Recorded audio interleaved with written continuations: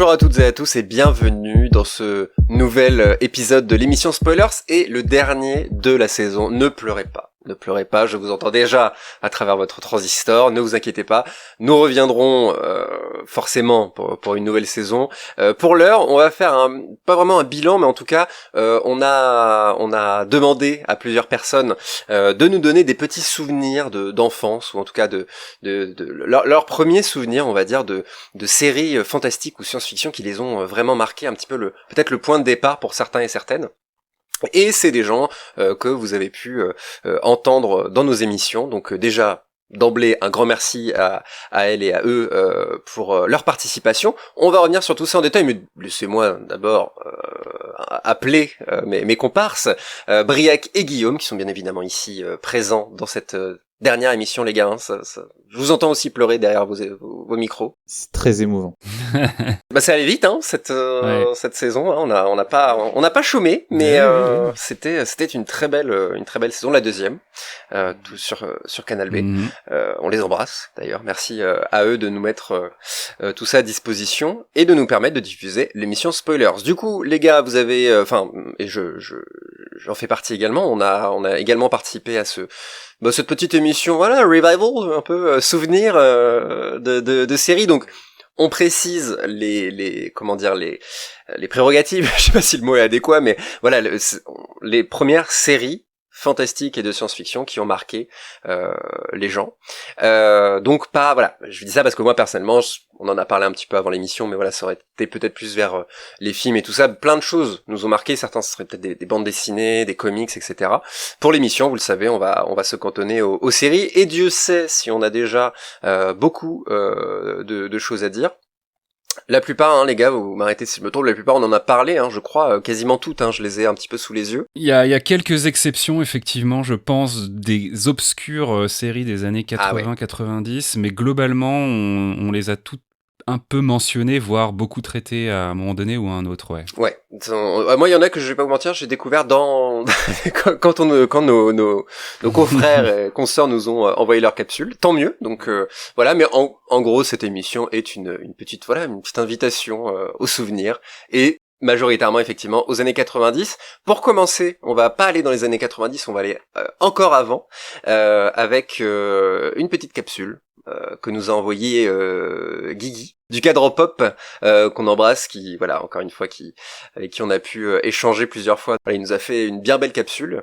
Donc voilà, on va faire un peu comme ça, on va lancer les capsules et puis on va un petit peu y réagir par la suite. Ça vous va, les gars? Allez. Parfait. Here we go. Guillaume Mathias, 6 ans, petit habitant de Moselle, pose les yeux sur une mythique émission qui revenait mais existait déjà depuis longtemps. En 1975, Guy Lux inventait la première émission interactive de la télévision française, en permettant à chacun de voter pour sa série préférée par téléphone. Cette fameuse émission s'appelait La Une est à vous. Après des années d'arrêt, l'émission revient à partir de septembre 1987 sur TF1. Parmi les catégories de séries proposées, il y avait aventure, comédie, policier et science-fiction. Autant vous dire que le petit Guillaume priait pour que chaque samedi après-midi, sa série préférée remporte les suffrages parmi les différentes propositions. Il était régulièrement exaucé et plongea ainsi dans le monde des séries télé en entrant directement dans la 4e dimension.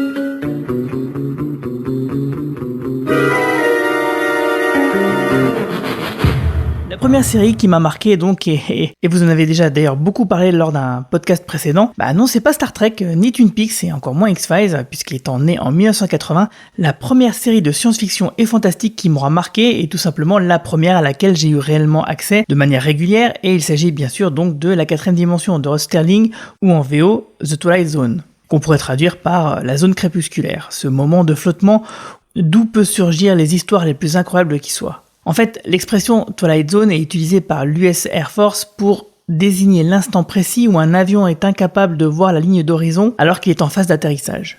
Alors si tout le monde ne sait pas qui est Guy Lux, la 4e dimension tout le monde connaît au moins je pense, même les plus jeunes d'entre nous. Il s'agit en fait d'une série d'anthologies, avec des histoires bouclées changeant de protagonistes et de contexte à chaque épisode. Il s'agissait d'histoires fantastiques et de SF sur des robots, des extraterrestres et autres concepts parfois étranges, mais à la morale toujours très pertinente. Pour ma part, j'adorais le générique qui me filait les poils, et tout comme Rod Serling, le créateur de la série, et le scénariste de la plupart des épisodes, qui venait s'incruster dans l'histoire pour jouer au narrateur. Personne ne le voyait parmi les personnages, et il s'adressait directement aux téléspectateurs tel un démiurge malin. Et cette idée, somme toute assez simple, je la trouvais vraiment fascinante et flippante. Je fais actuellement découvrir la série à mon fils qui a 6 ans également, et cela fonctionne toujours autant, même après la réalisation des 156 épisodes que compose le show. L'émerveillement et parfois l'angoisse fonctionnent toujours autant. Tellement de concepts de SF ont été présentés ainsi au grand public par la petite lucarne. Cette série est un peu la source de toutes les séries de SF et fantastique quelque part. Plusieurs épisodes ont été marquants pour moi. Comme celui justement intitulé « La petite fille perdue », où une jeune fille bascule dans une autre dimension à travers le mur de sa chambre, sans possibilité de revenir et implorant ses parents de venir à son secours. Je peux vous dire que j'ai regardé le mur de ma chambre d'une drôle de façon pendant longtemps après cet épisode. Ou Comment servir l'homme, histoire ironique et glaçante à propos de livres et d'extraterrestres. Ou encore Règlement de compte pour Rance McGrew, où une star de western acariâtre se retrouvait projetée en plein Far West. Et sans oublier Le Petit Peuple, ou La Marionnette, ou encore Y a-t-il un martien dans la salle ?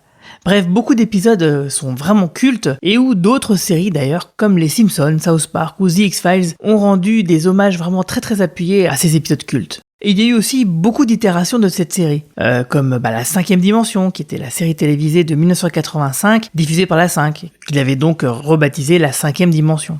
La 4e dimension, l'ultime voyage en 1994, Robert Markovitz rend hommage à la série en réalisant un téléfilm composé de 2 histoires. Il y a aussi Le Fantôme d'Halloween, Tower of Terror, en version originale, qui est un téléfilm produit par Disney en 1997 et qui reprend le scénario de l'attraction consacrée à la série, que j'ai fait avec un grand plaisir, uniquement pour avoir l'impression de me retrouver dans un épisode de la 4e dimension. Et si l'attraction en elle-même, elle décoiffe pas, enfin en tout cas moi non, ça me fait rien. Par contre, le fait de me retrouver dans cette ambiance avec la voix française qu'on connaît de Rod Serling, ça m'a vraiment fait quelque chose. Il y a aussi eu la 13e dimension, une série télévisée de 2002 qui était diffusée sur la chaîne 13e rue avec Forest Whitaker en hôte et qui était vraiment pas terrible.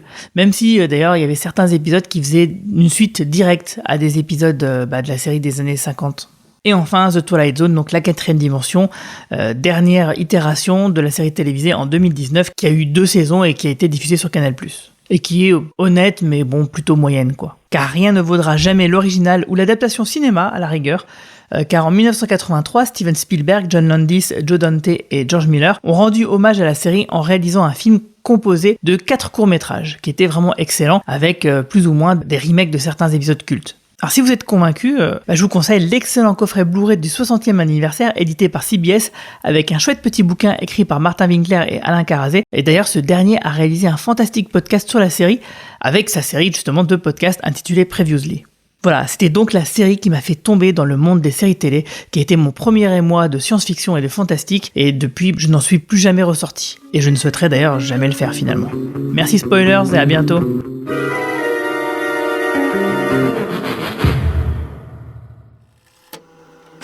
La 4e dimension, évidemment, qui devait être mentionnée dans cet épisode. Merci Guillaume pour cette capsule. Effectivement, on a déjà parlé plusieurs fois de la 4e dimension. Je pense que c'est le point de départ de beaucoup de gens en fait dans nos univers, on va dire. Je vais éviter de répéter à chaque fois SF et fantastique, mais voilà, je pense que pour beaucoup, personnellement, je l'ai découvert sur le tard.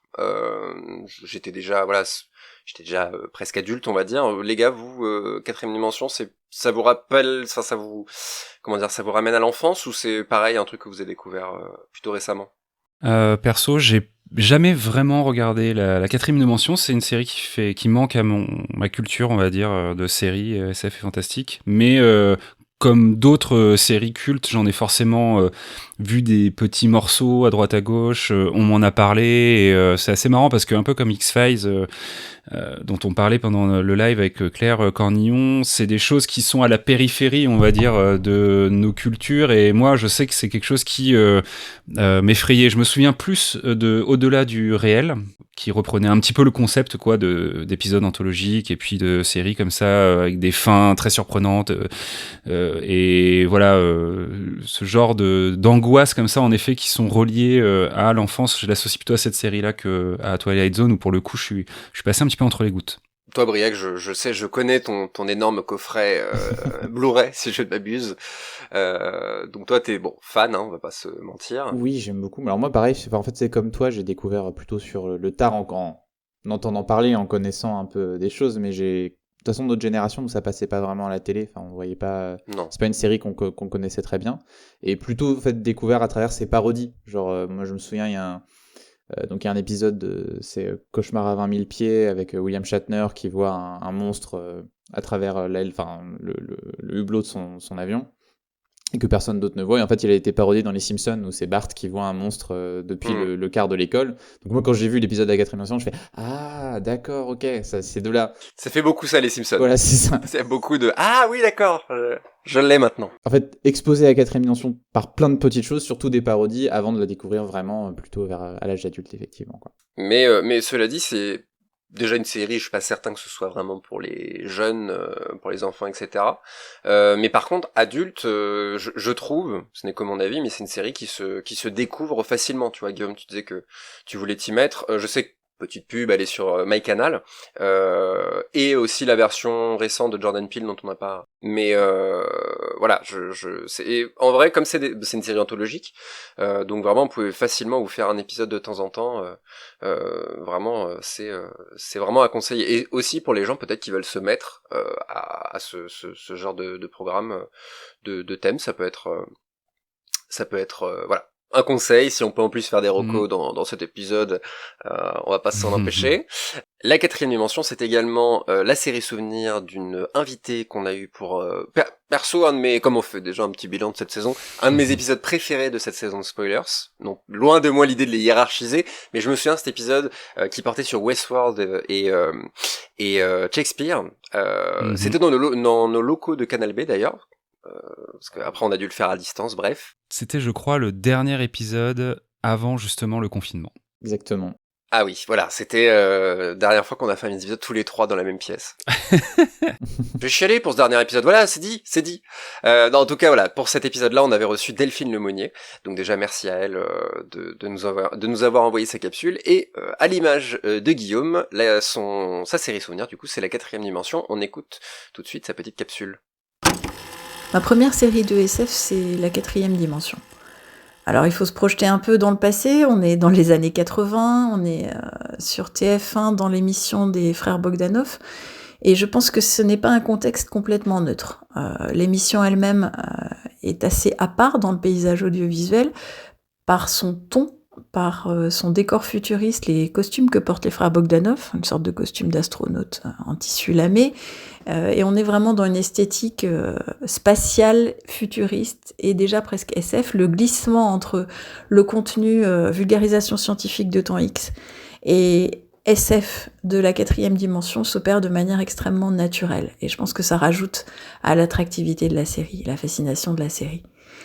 Alors j'imagine qu'on peut se poser la question pourquoi visionner cette série en fait d'emblée, quasiment immédiatement pour ses spectateurs à l'époque une série culte, et en essayant d'analyser un petit peu, je pense que c'est en partie aussi à cause de sa structure. C'est une série d'anthologie, c'est-à-dire que chaque épisode présente des personnages et situations radicalement différents, sans aucun lien de continuité avec les autres épisodes. Mais la forme qui est choisie pour ce faire est une forme qui allie les contraires, mélange le feu et l'eau en quelque sorte pour les spectateurs. On est à la fois sur quelque chose qui est très très familier, rassurant, conventionnel. On a un narrateur, une voix off, Rod Serling, qui vient chaque semaine répéter, introduire le concept de la 4e dimension, et puis présenter l'épisode individuel, le personnage et la situation. À la fin de l'épisode, la voix off revient pour refermer l'épisode, laisser le personnage dans la 4e dimension et ramener le spectateur à l'ici et maintenant de son visionnage. Donc dès la 2e fois, on a compris que c'est une formule et on sait à quoi s'attendre. C'est très rassurant, très routinier, très rituel. Et en revanche, le contenu des épisodes, lui, est totalement explosif, totalement inattendu, renouvelé, à chaque fois, au niveau à la fois de l'histoire, les personnages et ce qui leur arrive, mais aussi, très fréquemment, fait exploser les cadres du récit. C'est-à-dire que on va bien au-delà d'un simple récit de science-fiction classique. On est sur des éléments qui viennent bouleverser les éventuelles attentes du spectateur, qui viennent questionner la posture dans laquelle se trouve le spectateur, qui viennent complexifier les niveaux d'analyse et d'interprétation de ce récit et ses niveaux de signification. Et je pense que c'est vraiment cet alliage-là, ce mélange-là, qui fait tout le sel, tout le goût, toute l'attractivité de cette série. Ça n'est pas juste une série de SF, c'est une série qui vient jouer sur tous les ressorts possibles des récits et qui vient jouer avec le spectateur et inviter le spectateur à réfléchir, à douter, à questionner la manière dont l'histoire lui est racontée, aussi bien qu'à se plonger dans l'histoire qui lui est racontée. Et en tout cas pour moi, à l'époque, c'est une révélation totale. C'est la découverte que la télévision peut être cet objet narratif complexe. Alors évidemment, je me formule pas les choses dans ces termes-là, mais je suis émerveillée par la richesse de ces épisodes et la manière dont je peux toujours réfléchir et chercher d'autres choses derrière, comprendre comment ils ont été construits et m'interroger sur ce à quoi la personne qui a construit ce récit veut m'amener en tant que spectateur. Est-ce que ça m'apprend sur la manière dont je regarde d'autres types d'émissions et d'autres types de récits télévisuels. Donc voilà, c'est pour moi ça la marque de fabrique de la 4e dimension, et c'est quelque chose qui me suit encore, c'est quelque chose qui est toujours avec moi. Je pense que c'est en grande partie grâce à la 4e dimension que j'ai trouvé le goût de l'analyse du récit et des récits complexes, que ce soit les récits télévisuels ou les récits tout court. Donc une très très belle découverte grâce à l'ASF racontée à la manière de la 4e dimension. Merci encore à Guillaume et Delphine. Passons sans plus attendre à la série Souvenirs de Guillaume. Alors notre Guillaume par contre pour l'instant, notre Guigui à nous, qui est assez loin de la Twilight Zone, mais surtout dans une série. Quand tu nous as dit, je vais être honnête avec toi, quand tu nous as dit c'est cette série-là qui est mon premier choc série, honnêtement, déjà j'ai confondu avec le matériau d'origine. Je laisse le suspense, je laisse les gens deviner. Si je vous dis qu'il y a du fantastique, il y a de la science-fiction, parce qu'il y a des cyborgs, il y a des robots, il y a des monstres, tout est dans cette série. De la fantaisie même. De la fantaisie, qu'est-ce qu'il n'y a pas, non ? Il y a de l'amour, il y a de la violence, c'est incroyable. Cette série, c'est Dragon Ball Z. Eh oui. Et là, il faut lancer le générique Dragon. Non, on ne doit pas le faire. Ariane, si tu nous entends. Dragon Ball Z, donc évidemment, série cultissime des années 80. J'ai pas les dates exactement en tête. Donc toi, c'est DBZ, ta série souvenir. Je suis un enfant du début des années 90, en tout cas dans mes premiers souvenirs télévisuels et de fiction, quoi. Donc forcément, quand j'ai commencé à préparer l'émission, je me suis dit de quoi je vais pouvoir parler. Et puis je me suis souvenu par exemple de Manimal dans les années début 90. Oh merde. Ah bah ouais, mais c'est avec ces images qui sont comme assez marquantes. Je me suis souvenu de Hercule et Xena, ça a fait mes après-midi à plein d'égards. Je me suis souvenu de la trilogie du samedi en 97, évidemment, qui était pourvoyeuse de séries fantastique et de SF toutes les semaines, mais à un moment donné, il y a quelque chose qui s'est imposé à moi, et si je dois être complètement honnête avec vous et avec nos auditeurs, bah oui, c'est Dragon Ball Z, qui a été diffusé du coup sur TF1 entre 1990 et 1996 dans le célèbre Club Dorothée. Là aussi, on pourrait mettre le générique, mais on ne le fera pas, parce que en fait, bah oui, il y a tout, et puis ça m'a marqué, et en fait, non. en fait, ça a vraiment, je pense, forgé énormément d'une partie de ma culture du genre de l'imaginaire. Alors bon, on va pas faire l'affront de redétailler ce que c'est que DBZ, adapté en 89 du manga d'Akira Toriyama. Je suivais du coup cette série religieusement chaque semaine, c'était Club Dorothée, un épisode, voilà. Et comme je le disais juste avant, c'est assez dingue de se rendre compte aujourd'hui que il y avait tous les ingrédients que j'aime aujourd'hui retrouver dans les séries du fantastique, avec les fameuses boules de cristal, voilà, cette espèce de quête comme ça initiatique qui faisait apparaître un dragon géant pour réaliser un vœu, ou alors il y avait aussi ces transformations du héros en un animal tel une sorte de loup-garou, mais plutôt un singe-garou pour le coup, ou le fait que le héros Sangoku passe en permanence du monde des morts au monde des vivants de manière un peu répétée et facile a priori. De la SF, évidemment, énormément de SF avec des extraterrestres. Tout n'est qu'extraterrestre. Au bout d'un moment, plus on avance dans la série, plus on se rend compte que tout n'est qu'extraterrestre ou presque, avec notamment Freezer, ce méchant emblématique, et plein de concepts liés à la manipulation du voyage temporel ou de bulles temporelles dans lesquelles les héros s'enferment pour s'entraîner. C'est vrai, ça aussi j'avais oublié. Mais oui, c'est concept génial, quoi. Et tout ça m'a vachement parlé. Il y avait aussi du super-héros, quelque part dans DBZ. Je veux dire, ces gens qui tout d'un coup se transforment tels des Hulk en surhommes. Et d'ailleurs le fils du héros Sangohan aura un temps dans la série un costume de super-héros et une identité secrète pour justement camoufler son héritage. C'était comment déjà son nom, Super Saiyaman, un truc comme ça, je sais plus le nom. Ouais, Briac hoche de la tête. C'est un truc comme ça, ouais. Il y a les Saiyaman, mais c'est complètement autre chose, je sais plus. Mais j'ai sa tenue, en tête. Oui, avec une cape et tout. Enfin, vraiment, il y avait tout l'attirail, quoi. Donc, c'est vraiment une œuvre somme, en fait, quand on regarde. Et ça a fait germer en moi énormément d'intérêts divers pour plein de thématiques. Et puis, évidemment, quand on est jeune, il y a un truc qui marque, c'est la violence graphique des combats et de ce qui se passe pour nos héros. Et qui, évidemment, laisse des traces dans nos souvenirs. Comme le disait Guigui à la précédente capsule, il y a des moments où, un peu tout seul, on se souvient de certaines scènes et on frémit un petit peu. D'ailleurs, la série avait fini par être déprogrammée par le Club Dorothée en 96 suite à une campagne de signalétique qu'avait mis en place le CSA à destination de la jeunesse, parce qu'elle avait jugé la série sadique et violente. Et du coup, je crois me souvenir qu'on n'avait pas vu la fin de la série au Club Dorothée. Et cette fin, en fait, je l'ai découvert par l'intermédiaire d'un cousin qui, lui, avait les mangas. Et ça a été une autre de mes révélations, entre guillemets, ça a été de se dire, mais en fait, cette série, elle est adaptée d'un bouquin, quoi. Elle est adaptée de manga, et ça a aussi creusé tout un pan du petit mythe que je créais autour de la série, parce que je me disais, mais en fait, c'est presque un peu comme un archéologue, quoi, qui découvre la source de quelque chose qu'il apprécie, et de se dire, mais en fait, il y a tous les mangas que je pourrais peut-être lire, et j'apprendrai des trucs autres, ou ça sera peut-être un peu différent. Et ça avait été vachement aussi marquant. Je me souviens à la découverte de l'origine du fait que, oui, cette série était une adaptation, et derrière, j'ai compris que beaucoup de choses étaient une adaptation d'un matériel original autre. Et d'ailleurs, je me souviens très bien aussi qu'à l'époque, avec un très bon ami à moi, donc là on parle fin CM2, début 6e, donc je salue Flo, s'il nous écoute et qui passe par là, qui m'a amené à beaucoup développer le plaisir que j'avais de dessiner.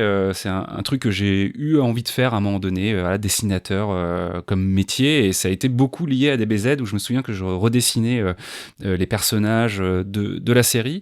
Et d'ailleurs, je me souviens encore assez souvent aujourd'hui d'un Trunks. Alors Trunks, c'est un de ces héros qui vient du futur pour prévenir les personnages qu'il va se passer quelque chose de grave. Alors déjà, tu dis Trunks, hein. Parce qu'on dit quoi? On dit Trunk? On dit Trunk. Non, mais c'est parce que ça fait partie des débats. Voilà, c'est ça. Krillin. Je le dis à l'ancienne, tu vois. Et je me souviens encore vachement en me disant, ouais, il était trop bien fait, quoi. Alors que ça se trouve, je le verrais aujourd'hui, je me dirais, ouais, non, mais pas ouf, en fait. Donc, voilà, tout ça mis bout à bout fait que, comme plein de monde dans les années 90, je pense que c'est pas non plus ultra original, mais DBZ a vraiment forgé une partie de mon imaginaire et de mon intérêt pour les mondes, justement, de l'imaginaire, de la fiction.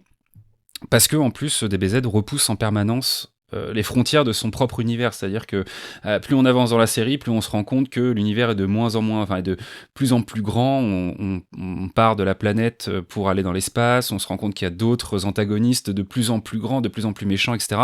Et ça pousse à une certaine forme de curiosité aussi, de se dire qu'est-ce qui peut se passer dans cet univers. Ça construit un univers qui est cohérent, qui est intéressant, et à l'instar de Star Wars, finalement c'est là aussi où je me suis rendu compte que j'appréciais presque plus les univers dans lesquels se passaient les fictions que l'histoire en elle-même, et c'est aussi ce que j'aime aujourd'hui retrouver dans une série, c'est comment le monde est construit par le créateur et quels sont tous les petits détails qu'on va pouvoir aller piocher à droite à gauche pour se créer une image cohérente et intéressante du monde dans lequel les personnages évoluent. Donc voilà, j'ai envie de dire merci Dorothée et merci Monsieur Toriyama pour tous ces souvenirs. Pour ta génération, ça a été un cataclysme. Je pense, à la limite, nous c'est plus Pokémon à la limite, qui a été le retour des mangas et du Japon un petit peu dans les dessins animés, ce genre de choses. Mais c'est vrai que DBZ, moi c'est un peu ce que je disais au début. Moi j'ai peu vu l'animé, enfin le dessin animé, on va dire, pour faire simple, qui passait sur MCM à mon époque. Je sais même plus si la chaîne télé existe toujours, mais pour le coup ça a jamais été mon truc, et le manga par contre j'ai lu les 42 tomes je crois de mémoire, mais je n'ai plus jamais lu de manga derrière, donc c'est le seul et unique manga que j'ai lu en entier. J'ai tenté One Piece, et je pense que c'est un peu le parallèle s'il y a peut-être des plus jeunes qui nous écoutent un petit peu à quel point on parle de One Piece aujourd'hui, qui est voilà, le manga. Il y a SNK aussi qui a beaucoup fait parler, mais pas exactement pour les mêmes raisons, je pense. Et c'est vrai que DBZ, mais je pense que les gens de ta génération qui n'auraient peut-être pas pensé à DBZ, parce que bizarrement, comme c'est un manga, on va dire, justement, on se rend pas compte de tout ce qu'il y a de fantastique et de SF à l'intérieur. Tu vois, on a listé un petit peu les cyborgs, enfin moi c'est les cyborgs qui m'ont marqué, mais extraterrestres. Même moi j'avais jamais tilté en fait. Oui, c'est vrai que c'est tous des énormément sont des extraterrestres et qui ont leur propre code. Je sais que la gravité a aussi une importance dans les trucs.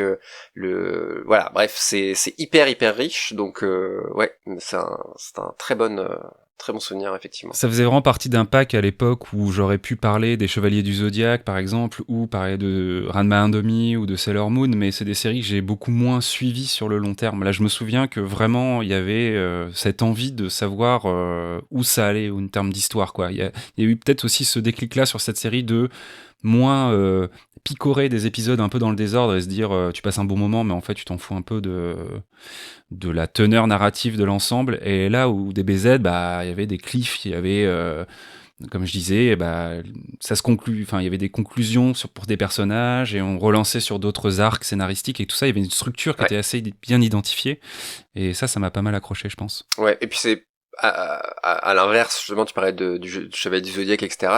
Chevalier du Zodiaque, c'est beaucoup moins resté parce que DBZ a été adapté enfin moi je sais que les jeux vidéo par exemple DBZ c'est hyper important dans mon enfance. DBZ Budokai Tenkaichi et compagnie, c'est fondateur, tu vois, dans les jeux vidéo de ces années-là.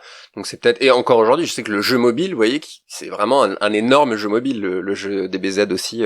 Donc c'est une licence qui, quoi qu'il arrive, ok, c'est très marqué années 80-90, mais c'est encore aujourd'hui extrêmement populaire. Oui, la série continue, enfin la franchise continue. Il y a eu un film il n'y a pas très longtemps, et la série continue avec l'itération Dragon Ball Super, qui de souvenir n'est qualitativement pas forcément folle, mais qui en termes de lore continue de pousser toujours plus loin les degrés de puissance des personnages, les évolutions, les trucs comme ça. Donc c'est une série qui est très vivace. Ouais, c'est clair. Briac a un souvenir sur DBZ peut-être? Oui, en fait, comme toi, en fait, moi j'avais pas MCM, tout ça, donc je regardais pas l'animé, mais j'ai lu tous les mangas et j'adorais, à peu près au même âge que tu regardais, Guillaume, quand j'étais genre CM2, enfin encore gamin, et j'étais à fond dessus, enfin vraiment j'adorais. Pareil, j'avais des jeux vidéo et tout. Et par contre, quand j'ai commencé à voir, parce que parfois j'arrivais à choper quand même des épisodes chez quelqu'un et tout, je détestais le dessin animé parce que je le trouvais beaucoup trop lent. Et en fait, c'est rempli d'épisodes filler et tout, et je trouvais ça insupportable parce qu'il y a des trucs genre, je me souviens d'un des lieutenants de Freezer qui se fait genre tuer en 2 pages quoi dans le manga, et là t'as 3 épisodes pour en arriver à ce point-là. Enfin, je trouvais ça insupportable. Par contre, super bizarre, j'avais acheté la bande son de la série et je l'écoutais en lisant le manga, donc je ne regardais pas l'animé, mais genre enfant très bizarre du coup. Mais voilà, et parfois ça m'arrive encore d'en relire quand j'en retrouve un qui traîne chez moi, et c'est vrai que ça se relit toujours bien, hein, c'est toujours très sympa, et comme tu disais, j'aime beaucoup la manière dont il construit son univers. Moi j'aime bien de toute façon en général les trucs où on va fixer une règle, et après on va voir comment le scénariste se démerde pour s'en sortir une fois qu'il est un peu acculé. Et par exemple toute l'histoire avec Namek, c'est de souvenir, c'est un truc genre on a ressuscité Sangoku trop de fois avec les Dragon Balls, donc faut qu'on aille chercher les premiers Dragon Ball qui là nous permettent de le faire. Et j'aime bien ce genre d'idée, quoi, genre ah oui ok, il faut trouver une solution parce qu'on maintenant on peut pas le faire comme ça, voilà. Un autre Shenron et compagnie, ouais. C'est ça. Et voilà, donc très bon souvenir de Dragon Ball, mais pas de l'animé du tout par contre. C'est vrai, l'animé, enfin chacun son support, on va dire. Avant de passer aux prochaines capsules, petite pause musicale et on se retrouve tout de suite après sur les ondes de Canal B. À tout de suite.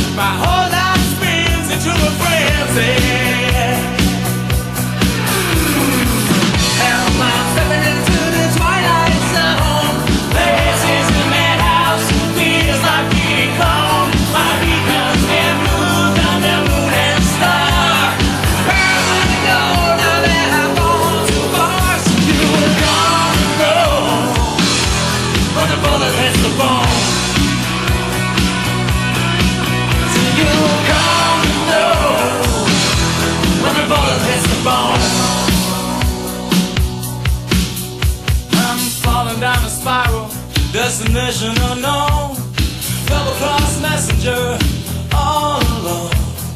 Can't get no connection, can't get through, where are you? Well, the night weighs heavy on his guilty mind. This far from the borderline. When the hitman comes, he knows damn well he has been cheated. And he says,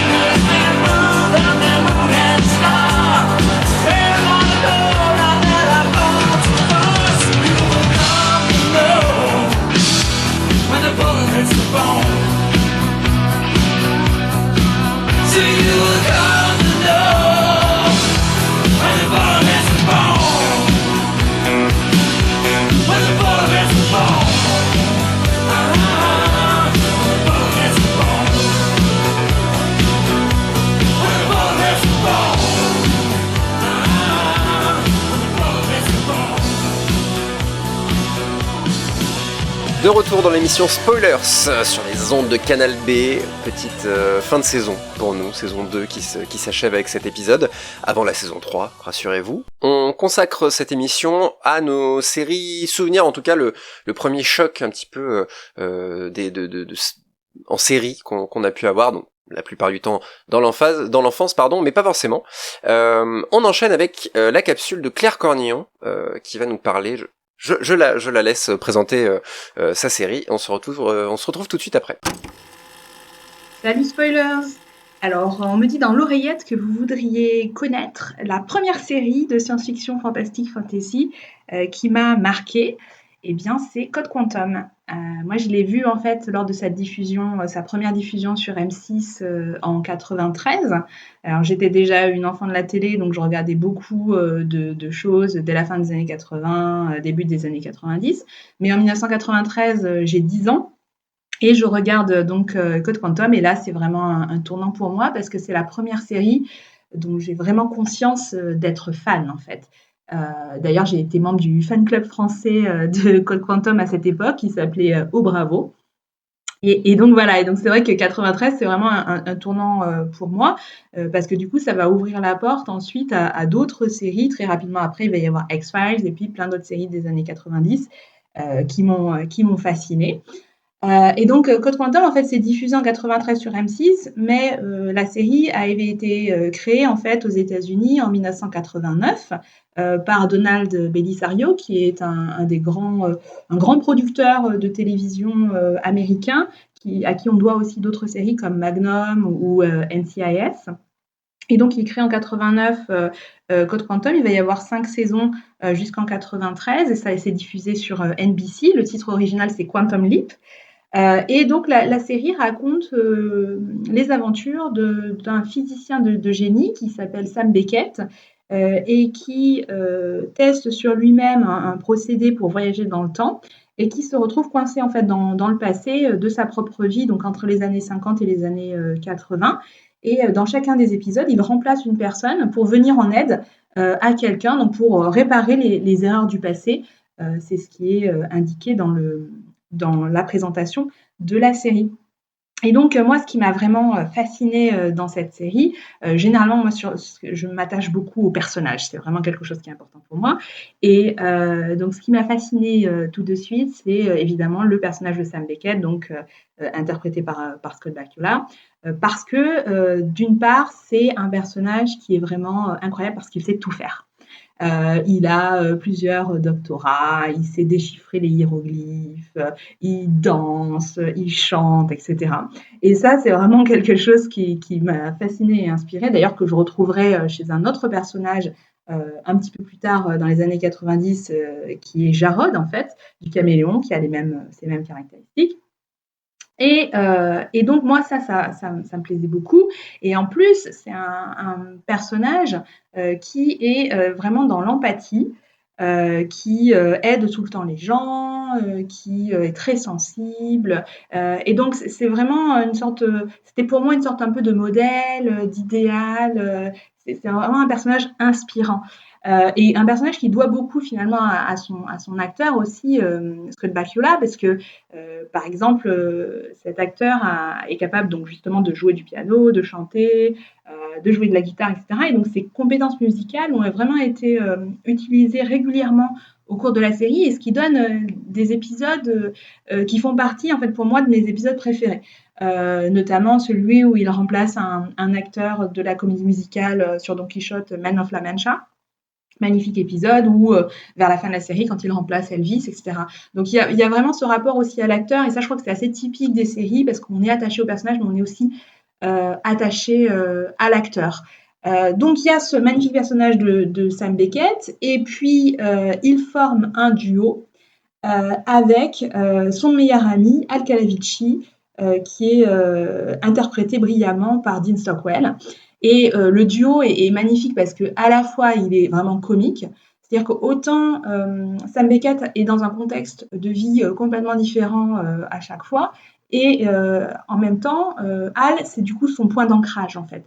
Et c'est aussi un point d'ancrage en termes de sa réalité parce qu'il est porteur, on va dire, de toute une série de gimmicks, de choses qui sont présentes dans chacun des épisodes et qui sont donc souvent comiques, donc notamment ses costumes extravagants, ses histoires, ses souvenirs d'expériences de vie incroyables, mais aussi la manière dont il communique avec l'ordinateur du projet Quantum Leap, Ziggy, via une espèce de mini téléphone portable, on pourrait dire maintenant, mais une espèce de manette avec des couleurs et qui fait des bruits bizarres. Et donc ça, ce sont des gimmicks qu'on retrouve à chacun des épisodes et qui font vraiment partie de l'identité de la série. Donc c'est un duo comique et en même temps c'est un duo très émouvant parce que y a une amitié très forte entre eux et parce que justement Hal est le seul point d'ancrage, comme je le disais, de Sam, puisque finalement sans lui personne ne sait que Sam est là, personne ne le reconnaît comme étant lui-même, hein. Il est toujours pris pour une autre personne. Et donc, finalement, Hal, c'est son seul vrai interlocuteur. Et il est toujours là en soutien, et même s'il ne peut pas être là physiquement parce que c'est un hologramme, il essaye toujours de l'aider. Et donc, ça donne vraiment des scènes souvent très émouvantes. Plus aussi l'itinéraire du personnage d'Hal, qui est vraiment très touchant aussi parce qu'il a connu une série de tragédies dans sa vie, etc. Donc la série est vraiment portée par ce duo de personnages magnifiques, à la fois très divertissant et aussi très émouvant. Et en plus, c'est cette espèce de panorama de l'histoire américaine qui explore toute une série de contextes, notamment des contextes sociaux très différents, et qui porte une vision assez didactique sur la question du rapport à l'autre et de l'empathie, etc. Alors, dans un contexte on va dire d'expression politique et celui de la fin des années 80 et du début des années 90, donc on ne ferait pas nécessairement les choses de la même manière aujourd'hui, mais il y a vraiment cette volonté de porter un message, on va dire, de tolérance, d'empathie, etc. Donc, c'est une très belle série aussi pour ça. Et c'est aussi une série qui m'a marquée parce que c'est la première série dont j'ai vraiment vécu la fin. Je l'ai vue en entier et la fin de Code Quantum, pour ceux qui l'ont vu, là, vous savez que c'est quelque chose de très marquant parce qu'en fait, la fin n'avait pas été anticipée. Donc, en fait, c'est une sorte de carton qui a été rajouté à la fin du dernier épisode. Alors, il faut dire que le dernier épisode fonctionne très bien comme fin, mais la fin réelle, donc le carton et ce qu'on nous dit sur l'évolution de ce que vont devenir les personnages, est quand même très mélancolique, douce amère. C'est vraiment, c'est un peu un choc émotionnel la fin de Code Quantum pour tous ceux et celles qui l'ont vu. Et donc, je m'en souviens vraiment très bien.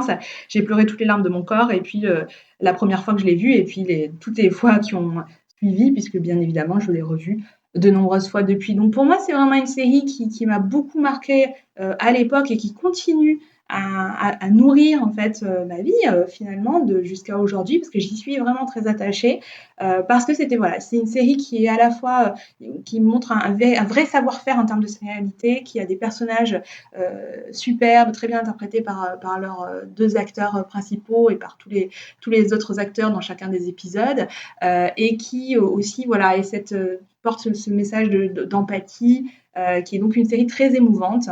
Et donc, ça m'a particulièrement marquée. Et il y en a eu bien d'autres après, bien évidemment, mais pour moi, tout a commencé avec Code Quantum. Salut Spoilers! Merci Claire pour cette petite capsule sur Code Quantum, du coup, que je n'ai pas vu, que je ne connais pas du tout. Je suis désolé. Guillaume, en revanche, tu as quelques petites infos, du coup, sur Code Quantum? Des infos, je sais pas. En tout cas, un souvenir, oui, ça fait partie de ces séries qui étaient diffusées en France, si je me trompe pas. Justement, c'est dimanche après-midi, un peu pluvieux, et qu'on aimait regarder comme ça du coin de l'œil. En tout cas, c'est la première sensation que j'ai de cette série. Et puis ce concept à la fois simple, mais pour le coup très... Enfin, en fait, ce qui était marquant et marqué, c'est que du coup, Code Quantum, c'est une série SF, mais seulement au début et à la fin, quoi. Et dans le concept. Puisque, du coup, à chaque fois, le personnage, finalement, à la fin de l'épisode, se réincarne dans un autre, et voilà, quoi. Donc, il y avait cette trame comme ça, et ça rejoint un petit peu une série dont va parler un autre invité qu'on a un peu plus tard dans l'émission, j'en reparlerai peut-être à ce moment-là, voilà, c'est ça. Et qui se joue comme ça de son concept, mais qui, dans le cœur de l'épisode, va pas forcément avoir de la grosse SF, du gros fantastique et tout ça, quoi. Donc déjà, c'était assez marrant, il y avait un côté très intriguant de ça, je trouve. Et moi, ce que j'ai aimé aussi, ça a peut-être été mon premier rapport à ça dans le contexte de la série, c'est qu'il y avait un côté un peu méta dans Code Quantum régulièrement, parce que il y avait des épisodes qui étaient totalement de fiction, on va dire, avec des héros, voilà, et des épisodes où on avait des personnages célèbres, en fait. On se rendait compte qu'on croisait, je crois de mémoire en tout cas, notamment un jeune Spielberg, par exemple, et je trouvais que c'était intéressant aussi, ce parti pris que de voyage dans le temps et les époques permettait comme ça tout d'un coup de redécouvrir ou en tout cas de voir l'histoire d'un certain prisme et d'avoir un peu ce truc de ah, mais ça se trouve en fait l'histoire s'est passée comme ça peut-être à cause justement du héros de Code Quantum, quoi. Ce que fera et ce que fait aujourd'hui, et peut-être qu'on peut y voir comme ça une héritière à la série Legends of Tomorrow. Et oui, alors attention. Ils font ça ? Le Arrowverse est de retour chez Spoilers. Non, mais oui, parce qu'ils voyagent dans le temps et ils se permettent de temps en temps comme ça de rencontrer des personnages célèbres. Je crois que dans la dernière saison, ils rencontrent George Lucas, par exemple. On pourrait y voir un clin d'œil. Comme ça. Mais voilà. Après, Doctor Who le fait aussi très très régulièrement. Oui, voilà, c'est un petit peu où je me permettrais d'être un peu plus mesuré. Peut-être que Code Quantum est la première série à l'avoir fait. Cela dit, voyager dans le temps, enfin, au moyen du plot de la série permettre ça. Doctor Who l'a beaucoup fait. Surtout de rencontrer un personnage célèbre dans Doctor Who. Il y a, en tout cas sur sa nouvelle itération là depuis 2005, chaque saison comporte au moins un épisode où il y a une rencontre avec un personnage très célèbre qui a changé le paradigme d'une société, voilà. Bah écoutez, on vous conseille Code Quantum un petit peu si vous êtes féru de voyage temporel, etc. Tout ça pour entendre le fameux ah bravo de chaque fin d'épisode, très célèbre. On va enchaîner avec la série de Pacôme Thielman, qu'on a également eu la chance d'avoir dans l'émission Spoiler sur Watchmen, une des séries que personnellement, j'ai découvert grâce à Spoilers. Je sais pas si j'aurais regardé peut-être aussitôt cette série-là. Ce n'est pas Watchmen, sa série souvenir. Tout l'épisode, je vais chercher le bon mot. sa série marquante. Encore une fois, je vais vous la laisser découvrir et puis on va en discuter tout de suite après. Bonjour Spoilers. Alors, je réponds à la petite enquête sur la première série de science-fiction, fantastique, fantasy, qui m'est fasciné. Et je pense que ce ne serait pas mentir que de dire que c'est Le Prisonnier. Bon, la première que j'ai vue, mais j'étais beaucoup plus petit, c'était La 4e dimension. Et elle m'a beaucoup plu, mais elle m'a moins marqué parce que j'ai moins de souvenirs de ça et je vois moins ce que j'en aurais fait, ce qu'elle aurait impliqué par la suite, etc. Tandis que Le Prisonnier, c'est très clair, c'est très net. C'est la première fois que je voyais une série à la télévision où je me disais il faut que je comprenne, c'est important, je dois regarder ça. C'était sur M6. C'était quand j'avais 16 ans. C'est passé une fois par semaine. Après quoi, et c'est la première fois que ça m'est arrivé pour une série, après quoi, lorsque c'est sorti en VHS, j'ai acheté les VHS, mais déjà pendant que ça passait, je l'enregistrais et dans la mesure du possible, je l'ai enregistré et j'ai revu et j'ai essayé de comprendre et ça m'a intrigué et je me disais que c'était riche et vaste et qu'il y avait beaucoup de choses dans Le Prisonnier, beaucoup plus de choses dans Le Prisonnier qu'on pouvait imaginer. Ça m'a stimulé, ça m'a impliqué et ça c'était quelques mois avant Twin Peaks. Donc il y a eu vraiment un basculement ou une conjonction plutôt peut-être entre une série du passé qui était rediffusée à la télévision et une série moderne qui passait à ce moment-là, qui passait en direct. Et l'une comme l'autre m'ont fasciné et l'une et l'autre sont les premières que j'ai vues et sur lequel j'ai acheté des livres aussi, parce que Le Prisonnier, il y avait ce livre de Alain Carazé, et je suivais les émissions de Alain Carazé et Jean-Pierre Dionnet sur le câble, je pense que c'était sur Canal Jimmy. Destination Série, inspiré du nom de la série initiale de Patrick McGowan, Destination Danger. Et Le Prisonnier était un peu la série symbole de ce qu'une série pouvait faire. Je pense que vous connaissez tous Le Prisonnier. Si c'est pas le cas, si vraiment il y a quelqu'un qui écoute Spoiler TV et qui a jamais vu Le Prisonnier, dans un premier temps, je dirais, mais regardez-le, je pense que vous ferez votre avis. Dans un deuxième, je vais pitcher rapidement Le Prisonnier quand même pour les gens qui l'ont pas vu. Donc c'est une série qui se passe, on sait pas où, on sait pas comment, on sait pas pourquoi, sur une île. Un ancien agent des services de Sa Majesté se réveille dans cette île après avoir essayé de démissionner. Cette île, c'est un village, on l'appelle le village. Les gens n'ont pas de nom, ils ont des numéros. Et ils vivent dans une espèce de village, c'est une prison, mais une prison qui se donne comme un monde merveilleux. Une espèce de monde un peu Walt Disney, un monde un peu féerique, mais ils peuvent pas en sortir, c'est tout. Et puis surtout, en fait, en gros, s'ils veulent en sortir ou s'ils veulent un changement dans leur vie, il faudrait qu'ils donnent des informations, qu'ils expliquent des choses qu'ils n'ont pas voulu dire à leur chef. Et donc pour ça, ils sont régulièrement confrontés à différents types de manipulations mentales, psychologiques, mais des choses un peu faux-folles, du genre on va mettre son cerveau dans le corps de quelqu'un d'autre, on va le projeter ici, on va le projeter là, etc. Enfin bon, c'est des scénars qui sont ou des scénars politiques ou des scénars de science-fiction, et avec cette dimension assez étrange. À l'époque, on disait c'est une dimension surréaliste. Je ne sais pas si ça a beaucoup de sens de dire ça. Mais par exemple, le gardien de l'île, la police de l'île est effectuée par une espèce de boule blanche qui se met à sauter, à bondir et à attraper les personnes qui essayent de s'enfuir et à les attraper. Donc là-dedans, ils s'enfoncent. C'est comme s'ils allaient s'enfoncer dans cette boule blanche qui se colle à leur peau. Et ils se réveillent ensuite. Et c'est un nouveau jour. Il y a quelque chose comme un monde où on a perdu la notion du temps sur le village. On n'arrive pas à savoir si les personnes autour sont des prisonniers ou des espions. Et c'est assez fascinant. La musique est fascinante. Les décors sont fascinants. Le déroulé est fascinant. Et les derniers épisodes sont absolument fascinants.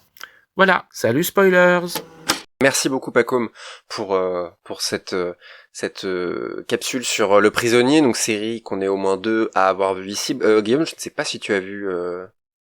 Non, je vois un nom de la tête que vous ne pouvez pas voir. Du coup Pacôme te le conseille. Et Briac aussi, j'imagine. Oui, chaleureusement. Chaleureusement, c'est dire. Toi, c'est aussi une série qui t'a marqué, Briac? Oui, c'est rigolo parce que moi j'ai eu l'expérience inverse de Pacôme, parce que justement je l'ai découvert après la série dont je vais parler un petit peu aujourd'hui, qui est Lost. Et l'été où j'ai vu Lost, Arte passait Le Prisonnier. Donc moi c'est dans l'ordre inverse. J'ai vu Lost et ensuite j'ai vu Le Prisonnier, qui est un peu aussi une des sources de Lost. Et c'est deux séries qui sont complètement reliées dans mon esprit et que j'adore revoir. Oui, parce que c'est une série qui est assez courte finalement.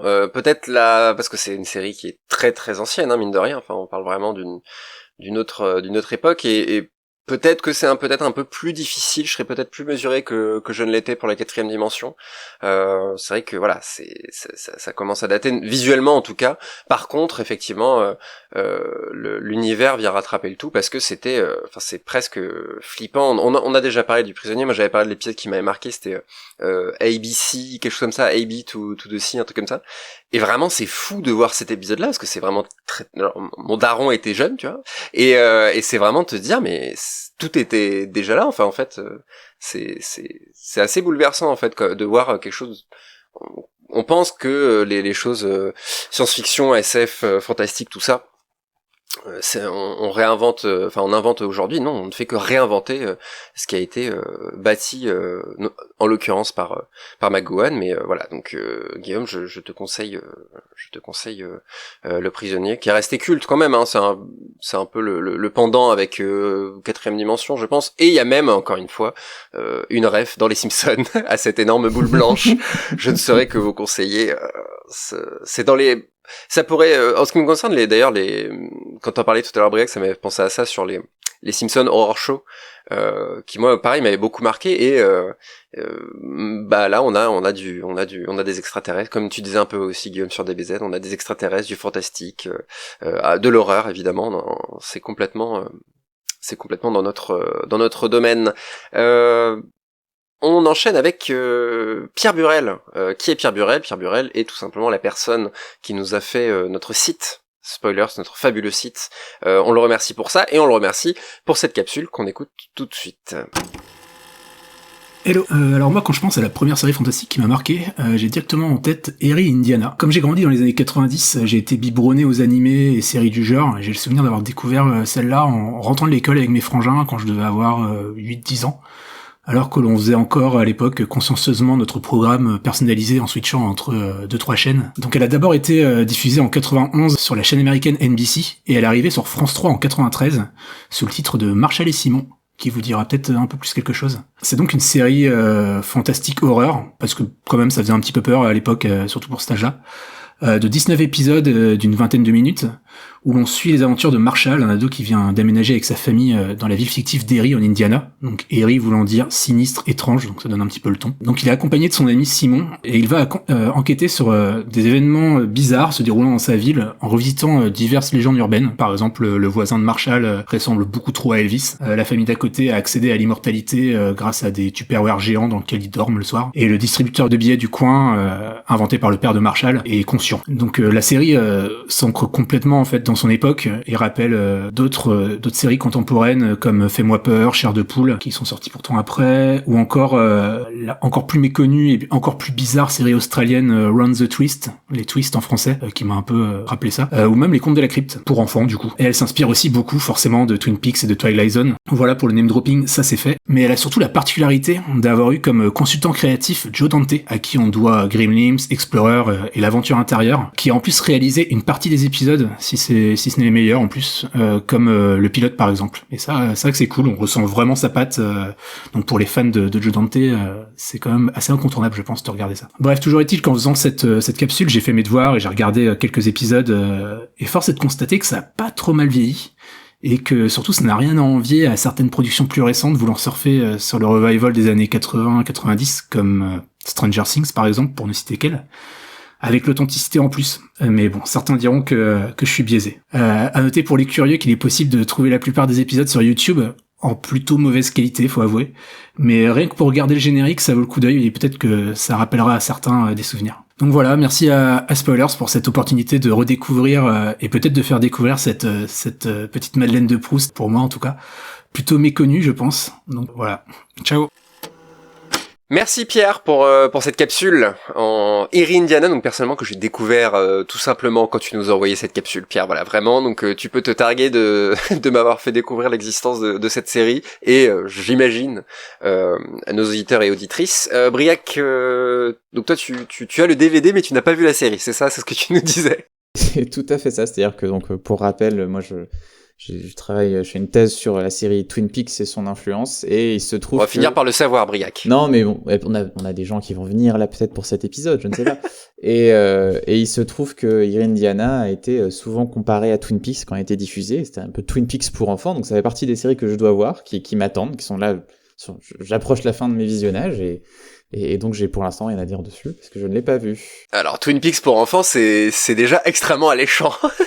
De souvenir, Joe Dante est un des producteurs de la série, a été conseiller créatif dessus, donc il y a quand même du beau monde sur Eerie Indiana. Très bien, bah écoute, Guillaume, Eerie Indiana, Inconnu au bataillon. Inconnu au bataillon aussi, hein, voilà. Non mais on joue franc jeu dans Spoilers, on va pas faire genre les puristes qu'on a tout vu. Non, on a jamais entendu parler de cette série, mais qui a été marquante pour certains. Et complètement, mais ça fait partie de ces séries, un petit peu comme Chair de poule ou autre, j'ai l'impression aussi à une époque où voilà, il y avait un truc quand même un peu ciblé, peut-être pas horreur, mais en tout cas épouvante, et avec des jeunes héros ou des jeunes héros qui c'était un format aussi quoi, effectivement, hein, dans toutes ces émissions qui à la télé française où il y avait énormément de séries à suivre quoi, sur toutes les chaînes, que ce soit TF1, France 3, la 5, etc. On avait nos petites capsules de 2, 3, 4 épisodes de série, souvent fantastiques,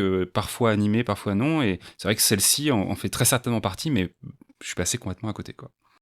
Très bien. Bah écoutez, en tout cas merci Pierre de nous avoir fait découvrir Marshall et Simon. Du coup, on les embrasse également.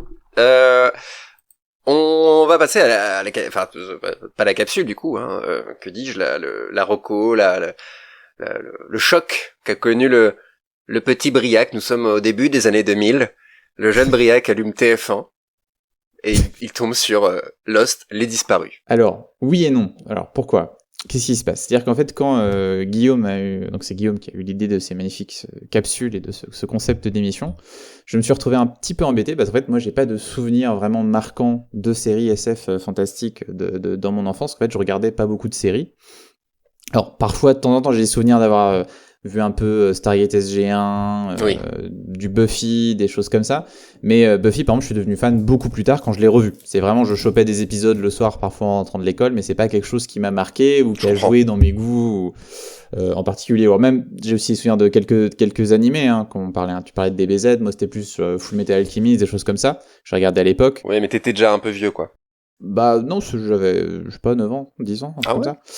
Mais pareil, c'est pas forcément quelque chose qui a construit mon goût ou mon rapport aux séries. En fait, j'accrochais pas particulièrement aux séries, je regardais pas des saisons entières, j'attendais pas particulièrement. Et par contre, ça, c'est quelque chose qui est venu plus tard, quand j'avais 13-14 ans, avec Lost, que j'ai regardé. Là, alors moi, j'avais vu effectivement quelques épisodes à la télé, mais dans le désordre, donc j'accrochais pas non plus. Hein. Lost, c'est vraiment pas une série que tu peux choper et voir comme ça. Et moi, j'ai décidé de regarder Lost quand, en fait, la série s'est finie et qu'il y a eu toute cette polémique autour de la fin. Et moi, ça m'a donné envie. J'ai envie de dire, qu'est-ce que je vais en penser, moi ? Est-ce que je vais aimer ? Est-ce que je vais détester ? Tu regardais, tu connaissais pas bien encore Pas du tout. Et j'ai tout regardé en un été. Du coup, c'est 2010 quand ça s'est fini. J'ai tout maté à ce moment-là. Donc, c'était vraiment une expérience très intense, mais j'ai pas du tout suivi Lost sur la longueur.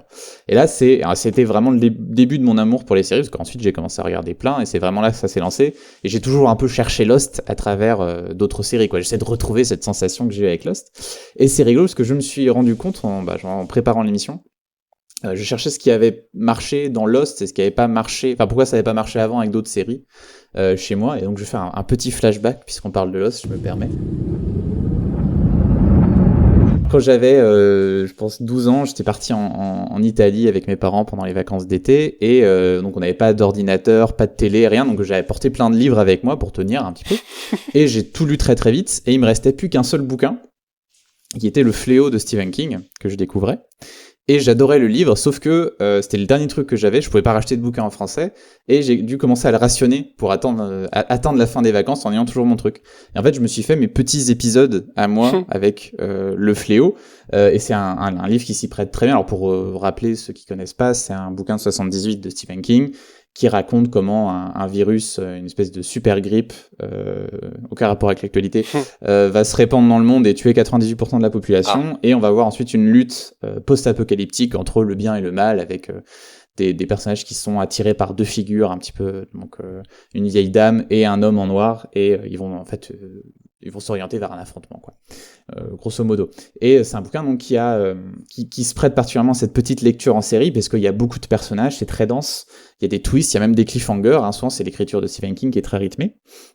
Et j'ai même dû souffrir comme une espèce de pause entre les saisons, puisqu'il faut savoir que Le Fléau, dans ses éditions poche, en France, était divisé en 2 tomes, alors que c'était un seul roman aux États-Unis. Et moi, j'avais que le premier tome, donc j'arrive à la fin de mon voyage et je dois attendre pour avoir la suite, donc c'était horrible.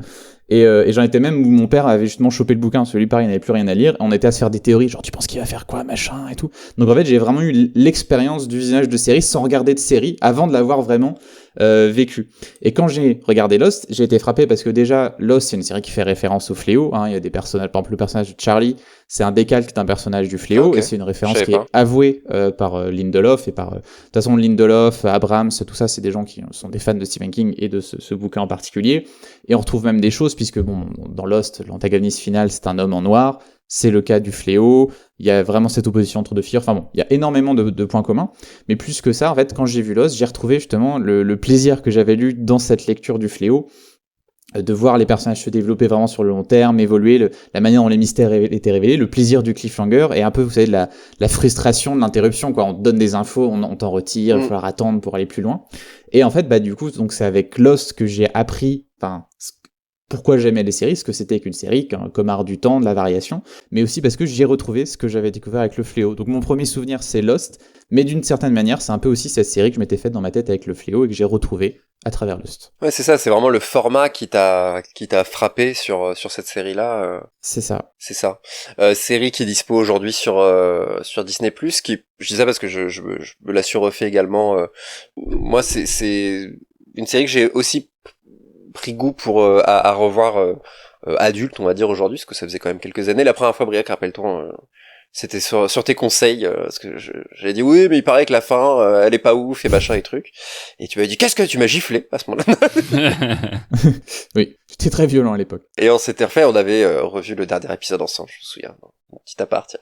Déjà si longtemps. Et oui, c'est une série qui m'a marqué, mais je pense que beaucoup de gens l'ont découvert. En France, je sais que Lost avait fait beaucoup parler à l'époque, et justement cette sérialité, en fait, effectivement, je sais plus si ça devait être le vendredi ou le samedi soir, je sais plus. Je pense que beaucoup de gens, moi, je raconterai pas parce que c'est pas une anecdote extrêmement intéressante, mais moi, je me souviens notre petit rituel avec ma sœur. On allait chez la voisine qui avait une télé décente au fin fond de la Corse pour qu'on puisse regarder nos épisodes de Lost, etc. Et oui, effectivement, cette fin d'épisode, et on en avait parlé à l'époque quand on avait consacré un épisode à Lost, mais moi, la fin de la saison 1, vraiment tu deviens fou, quoi. Tu dis, mais attendez, vous êtes en train de me dire qu'il va falloir que j'attende X temps avant de savoir ce qu'il y a au fond, je vais pas spoiler, mais ce qu'il y a au fond de ça, et à la fois qu'est-ce que c'est que cette petite moue que je viens de voir, Guillaume, là, sur mon écran? Non, mais tu peux spoiler, je crois qu'on l'a déjà fait de toute façon. Ah, oui. Je croyais que tu remettais en cause la qualité de cette fin de saison. Ah non. Non, on va pas, ça aurait pas l'intérêt de spoiler ça. Mais effectivement, beaucoup ont découvert cette attente, cette douleur de l'attente de l'épisode suivant de la semaine suivante. Donc effectivement, série extrêmement marquante. Peut-être oserais-je dire la plus marquante du début des années 2000, parce que en termes de conséquences, on va dire, et je sais pas, Briac, peut-être que tu en parleras mieux que moi, mais c'est vrai que ça a appris à beaucoup de téléspectateurs et téléspectatrices Lost. Ah oui, hyper importante, c'est sûr. Et puis surtout une série justement, notre objet d'étude, on va dire, une série de genre qui a su rassembler un énorme public et fédérer autour d'elle des personnes qui n'auraient pas justement forcément regardé une série fantastique ou de SF, ce qu'est Lost en fait, puisque Lost est plusieurs choses à la fois. Donc oui, rien que pour ça, c'est très important. Puis dans la manière dont elle a aussi popularisé de nouveau le feuilletonnant à la télévision, en tout cas, appris au public à regarder des récits complexes à travers ce prisme-là, de nouveau, quoi. Tout à fait. Guillaume, est-ce que tu as une réaction sur Lost ou pas? Lost, je pense que c'est la série qui a réactivé ma série Philly quand c'est sorti en France. Comme vous, c'est marrant d'ailleurs parce que on retrouve ça chez pas mal de gens, ça a déclenché un rituel de visionnage avec des gens, des potes à l'époque, quoi, et alors peut-être pas sur la saison 1, parce que je me souviens que la saison 1, et c'était aussi une autre époque, je recevais les épisodes sur des DVD réinscriptibles en provenance des États-Unis, comme on le disait à l'époque, en provenance d'Imul, voilà, tout simplement. On embrasse la moyeur également. Donc c'était tout un délire, quoi, clairement, et parce que il y a eu la trilogie du samedi pendant des années, et puis à un moment donné, j'ai comme un trou noir de visionnage. Je me souviens pas particulièrement de séries marquantes de mon côté. Je crois que le jeu vidéo avait pas mal rempli cette petite case-là, et Lost a fait partie vraiment de ces séries qui ont réactivé ce truc-là et qui depuis m'ont pas lâché, quoi. Donc hyper importante aussi dans mon appétence et dans tous ces créateurs, que ça soit les scénaristes, le compositeur, etc., qui depuis ont fait des choses et que je suis sur les films ou les séries qui peuvent produire aussi, quoi. Donc un super début de tout ça. Et c'est marrant parce que dans mes souvenirs, Trilogie du samedi et Lost, c'est pas si éloigné. Tu vois, je saurais pas dater précisément parce que Trilogie du samedi, en fait, on parle surtout de l'époque, l'âge d'or, on va dire, de ce programme-là. Oui, voilà. Mais ça a été ça s'est terminé sur d'odieux Mutant X à l'époque, mais ça a été quand même très très étendu sur M6. Ça a dû être contemporain, non, de toute façon, à un moment. Ouais, je pense que c'était à peu près les mêmes époques. Hein. Pendant quelques années, il y a dû y avoir les deux en même temps. Peut-être pas précisément, je sais pas, Buffy et Lost précisément, mais... Parce que Lost, c'est 2004, je sais pas quand la trilogie du samedi s'est arrêtée. Je sais que la trilogie du samedi, c'était un truc que j'associe... Enfin, c'est quelque chose que je voyais en famille, et donc ça veut dire qu'à cette époque-là, j'étais encore chez mes parents, tu vois, alors que Lost, j'étais en études, et c'était pas le début de mes études non plus. Donc il y a dû y avoir un laps de temps quand même qui se soit passé. Après, comme tu dis, il y a eu plusieurs générations de trilogie du samedi aussi. Donc, il faudrait voir effectivement chronologiquement à quel moment se situe notre trilogie du samedi quand on en parle. La transition est parfaite avec mon souvenir perso, parce que justement c'est Buffy, tout simplement. Pour le coup, je regardais pas en famille, et plus précisément, c'était ma grande sœur qui regardait, parce que j'ai une grande sœur qui a 9 ans de plus que moi, donc qui est née en 84, et je pense qu'elle s'est pris justement cette période Buffy, etc., en pleine poire, elle avait l'âge parfait. Et moi, parfois, je regardais avec elle, j'essayais parce que mes parents avaient conscience que c'était peut-être un peu trop j'étais peut-être un peu trop jeune pour regarder ça, et ils avaient raison, puisque pourquoi est-ce que Buffy m'a énormément marqué, et Buffy est peut-être la série qui m'a le plus marqué physiquement. J'y viens, puisque parmi les rares épisodes que j'ai pu voir à l'époque, il y en avait un, alors Briac m'a aidé à le retrouver à l'époque, c'est précisément le personnage du juge, c'est ça, Briac, qui, voilà, je vais pas rentrer dans les détails de cet épisode-là, je sais même pas si c'est un épisode marquant pour les fans, en tout cas, pour vous faire la version courte, c'était un démon, évidemment, qui, en gros, mettait sa main, alors dans mon souvenir, sur le ventre des gens, et les gens se désintégraient en poussière. Alors imaginez le petit CHP devant son écran qui voit ça, c'était très violent pour moi, et ça m'avait marqué au point que, on se confie, on est là pour ça, que du coup j'étais terrifié à l'idée que pendant que je dormais, le juge vienne me désintégrer. Voilà, donc c'est à partir de là, donc j'étais quand même petit à l'époque, que j'ai commencé à dormir sur le ventre, parce que je me suis dit, pas con le gars, si je dors sur le ventre, le juge il arrive au pied de mon lit, il peut pas mettre sa main sur mon ventre et me désintégrer. Bah écoutez, je dis pas que ma technique était la bonne, en tout cas le juge n'est jamais venu me désintégrer pendant que je dormais, mais j'ai dormi, et je dors encore aujourd'hui énormément sur le ventre, parce que j'ai gardé ça, et j'étais vraiment terrifié, et ça me rassurait de pouvoir faire ça. Et malheureusement, il y a un autre épisode de Buffy où, là, pour le coup, c'est des insectes qui se mettent dans le bas du dos des gens et qui les contrôlent, en gros. Donc là, qu'est-ce que je fais? Je fais la toupie toute la nuit, je fais un quart d'heure par position. Qu'est-ce que c'était? Bon, bah voilà, des problèmes de sommeil et une dépression qui s'arrivait très très vite dans ma vie. Mais voilà, donc c'est un peu le seul souvenir, parce qu'à l'image de Briac, moi j'ai pas, pour le coup, en série, vraiment en restant sur le format précisément série, j'ai pas de souvenir aussi marquant que celui-là, puisque j'ai encore la tête du juge en mémoire, cette tête bleue là, qui m'a marqué pendant des années. Et pour le coup, après, c'est plus le cinéma, moi, qui m'a porté, et je suis devenu fan de séries bien plus tard, à l'adolescence, même fin adolescence, je pense, perso. Et sinon, c'est des séries, voilà, Chair de poule, comme tu disais, mais les Contes de la Crypte, dont on a pu parler aussi dans l'émission, etc. Mais aucune ne m'a vraiment marqué comme ont pu le faire plusieurs films. C'était uniquement, pour le coup, bien plus tard, j'avais quitté mes jeunes années. Voilà, tout simplement. Et Buffy, pour le coup, je pense que voilà, on en a beaucoup. C'est une série dont on a beaucoup parlé, surtout dans l'épisode précédent de Spoilers, on a beaucoup parlé de Joss Whedon, donc je ne vous ferai pas l'affront de vous expliquer les tenants et aboutissants de cette série, mais voilà, encore une fois, une série à découvrir, si ce n'est pas encore le cas. Voilà. Deuxième pause musicale, on se retrouve tout de suite après pour encore plus de souvenirs, encore plus de capsules temporelles vers nos souvenirs d'enfance. À tout de suite.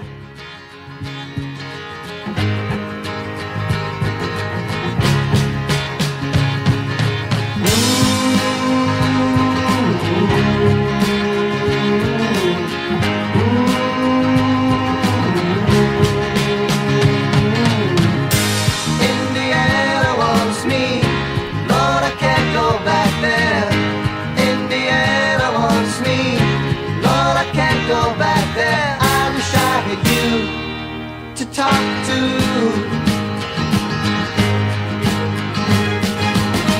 If a man ever needed dying, he did. No one had the right to say what he said about you.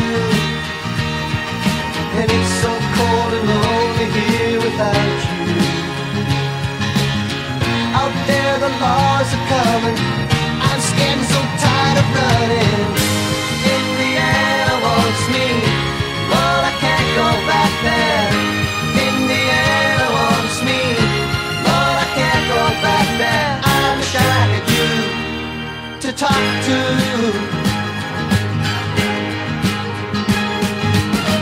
It hurts to see the man that I've become, and to know I'll never see the morning sun shine on the land.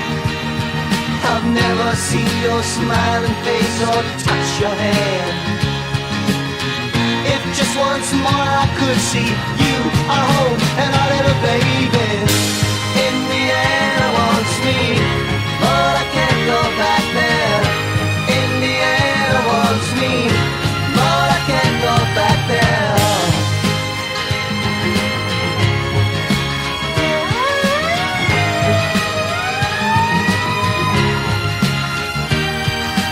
I wish I had you to talk to.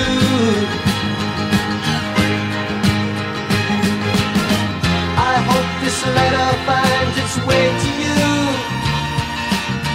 Forgive me, love, for the shame I put you through and all the tears. Hang on, love, to the memories of those happy years. Red lights are flashing around me. Yeah, love, it looks like they found me. Indiana wants me, but I can't go back there. Indiana wants me, but I can't go back there. I wish I had you to talk to. Indiana wants me, but I can't go back there. This is the police. Give yourself up. You are surrounded.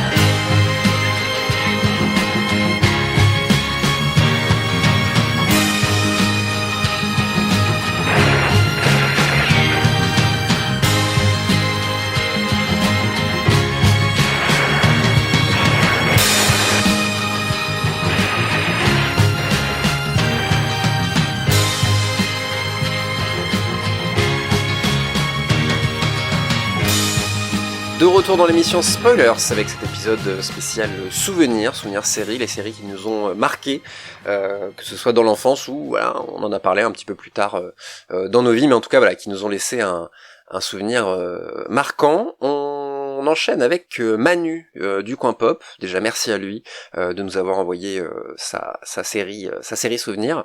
Il s'agit de Sliders, les mondes parallèles. On l'écoute tout de suite et on en parle après. Bonjour tout le monde et merci pour l'accueil. Alors j'aurais pu vous appeler pour vous parler par exemple de X-Files que j'ai découvert assez jeune lors de son passage sur M6 et qui m'a laissé quelques traumas en saison 1 avec des personnages comme Eugene Toombs ou des épisodes comme Quand vient la nuit, des situations qui me donnaient pas spécialement envie de me lever la nuit pour aller aux toilettes tout seul. Mais ce n'est pourtant pas celle qui a le plus marqué mon parcours de fan de série à l'époque, ce que je suis assez rapidement devenu par la suite. Non, la première série SF vraiment marquante dans mon parcours, elle arrive en avril 1996, alors que je n'avais pas encore 10 ans du coup à l'époque, et toujours sur M6, puisque rappelez-vous, pendant longtemps c'était la chaîne qui ciblait les jeunes, et en plus on en avait que 6, c'était pas le paysage audiovisuel d'aujourd'hui. Cette série donc c'est Sliders, les mondes parallèles, ou juste Sliders pour les puristes de la VO, qui était diffusée sur la Fox à l'époque. Et si on pouvait voyager dans des mondes parallèles, la même Terre, au même moment, mais dans des dimensions différentes? Un monde où les Russes règnent sur l'Amérique, où vos rêves de devenir une superstar se réalisent, où San Francisco est une prison de haute sécurité. J'ai découvert le passage, les amis. Le seul problème, c'est de trouver un moyen de rentrer. Le concept de Sliders part du personnage de Quinn Mallory, joué par Jerry O'Connell, un étudiant génie de la physique, qui travaille dans son sous-sol à la génération d'un vortex donnant sur un trou de verre qui mènera vers un monde parallèle. Aidé par un double de lui-même, venu justement d'un autre univers, il finalise son invention et crée un appareil transportable, le Minuteur, qui permettra l'ouverture d'un pont vers des terres parallèles, à l'évolution plus ou moins proche de la sienne. En voulant montrer ce qu'il a découvert à son prof et sa meilleure amie, il se retrouve sur une terre glaciale qui les oblige à repartir précipitamment trop tôt pour le Minuteur, qui leur fait perdre leur point d'origine et les plonge dans un multivers d'aventures dans l'espoir qu'un jour ils rentreront chez eux. Tous les 3 sont accompagnés au passage d'un 4e membre pour l'équipe, un chanteur has-been embarqué par erreur dans le vortex lors du premier voyage. La série m'a beaucoup marqué à l'époque, je me souviens très bien de ma découverte du pilote, au point que je pourrais même vous refaire la déco du salon dans ma tête au moment où je découvrais Quinn face à son double, quand il se jauge autour d'un vortex, qui me paraissait le top des effets spéciaux d'ailleurs à l'époque. Mais si la série m'a marqué, c'est notamment parce que c'est vraiment ma première série SF dans sa façon d'utiliser son schéma pour explorer des thématiques sociales ou philosophiques, chose qui est vraiment le cœur de la SF pour moi. Puisque chaque semaine, l'équipe découvrait un monde qui différait plus ou moins légèrement d'une autre, et le juger ou non d'ailleurs, mais en tout cas faisait ressortir une réflexion pour le personnage et du coup pour le téléspectateur. Elle m'a aussi marqué parce que c'est ma première expérience d'une transformation de série sur le long terme, que j'ai été capable de ressentir, puisqu'après 2 saisons, la prod a fait globalement n'importe quoi, a commencé à pousser des scénarios qui partaient dans le fantastique, avec des zombies, des vampires, des comme ça, on va dire, et qui n'avait rien à voir avec le propos de base, en fait. Il y a des acteurs et des personnages qui ont sauté face à ce changement de direction, qui voulaient plus d'action, plus de sexy, peut-être moins de budget. D'ailleurs, ça quittera la Fox à un moment pour partir sur Sci-Fi, je crois. Et donc, en saison 3, la série devient n'importe quoi. Tueur Arturo lance une intrigue fil rouge avec un bad guy qui se suit d'épisode en épisode. Le personnage de Maggie Beckett arrive pour avoir une femme plus sexy dans l'équipe, ça ne sert littéralement qu'à ça. Le personnage de Wade, la femme originale de l'équipe, disparaît globalement. Puis viennent les Cro-Mags, les frères cachés, les origin story invraisemblables de t'es né sur une terre mais on t'a caché sur une autre et on a caché ton petit frère sur une autre. Les fusions de personnages avec des accidents de vortex qui permettent de changer des acteurs. Des choses comme ça. La dernière partie de la série, c'est une catastrophe qui amène globalement à l'indifférence alors que ça partait très bien. Mais en attendant, c'est cette série qui a développé ma fascination pour le multivers et ma facilité à le comprendre aussi, je pense. Pourquoi ça me fait doucement rire en fait quand je vois en 2021 Warner ou Disney commencer à faire du multivers en traînant des pieds depuis des années parce que ils pensent que le concept n'est pas forcément accessible au grand public. Et ben c'est quand même un concept qui est vu depuis des décennies dans beaucoup d'œuvres de SF.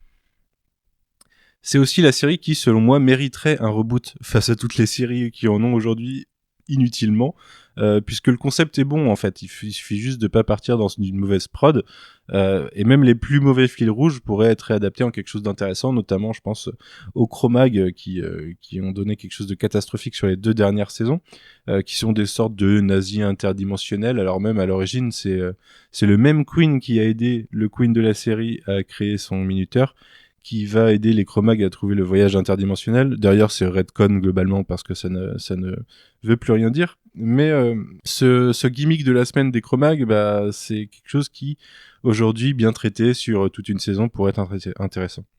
À vrai dire, on a un peu un reboot non officiel de la série en comics, avec Black Science de Rick Remender et Matteo Scalera. C'est un comics qui pose le même genre d'idée, avec un groupe perdu dans le multivers et un angle plus familial. Et surtout le format comics donne beaucoup plus d'opportunités, soit dans la narration, soit dans la création visuelle de l'univers, et c'est donc une lecture que je recommande à tous. Et ben voilà, c'était mon petit avis sur la série SF qui m'a marqué et qui aura marqué mon parcours de spectateur. Merci beaucoup pour l'invitation et à bientôt. Salut. Merci Manu pour cette reco Sliders, effectivement moi qui m'a pas marqué, mais c'est vrai que c'est une des séries quand je pense à mes jeunes années, effectivement, c'est parce que ça a été maintes fois rediffusé, je pense que vous aussi les gars, c'est pas forcément une série dont on a tout vu, en tout cas en ce qui me concerne, mais on connaît Jerry O'Connell d'ailleurs qui jouait dans Stand By Me. Je me rappelle quand j'avais tilté que c'était le même acteur qui jouait les deux, ça m'avait tué. Et évidemment Gimli qui était dans 3 saisons. Gimli. Non mais comme ça les gens, John Rhys Davies, les gens voient pas forcément tout de suite, pardon d'être un puriste, voilà, excusez-moi. Salah aussi alors sur une. Oui, c'est ça, Salah. Un peu plus reconnaissable. Quel parcours.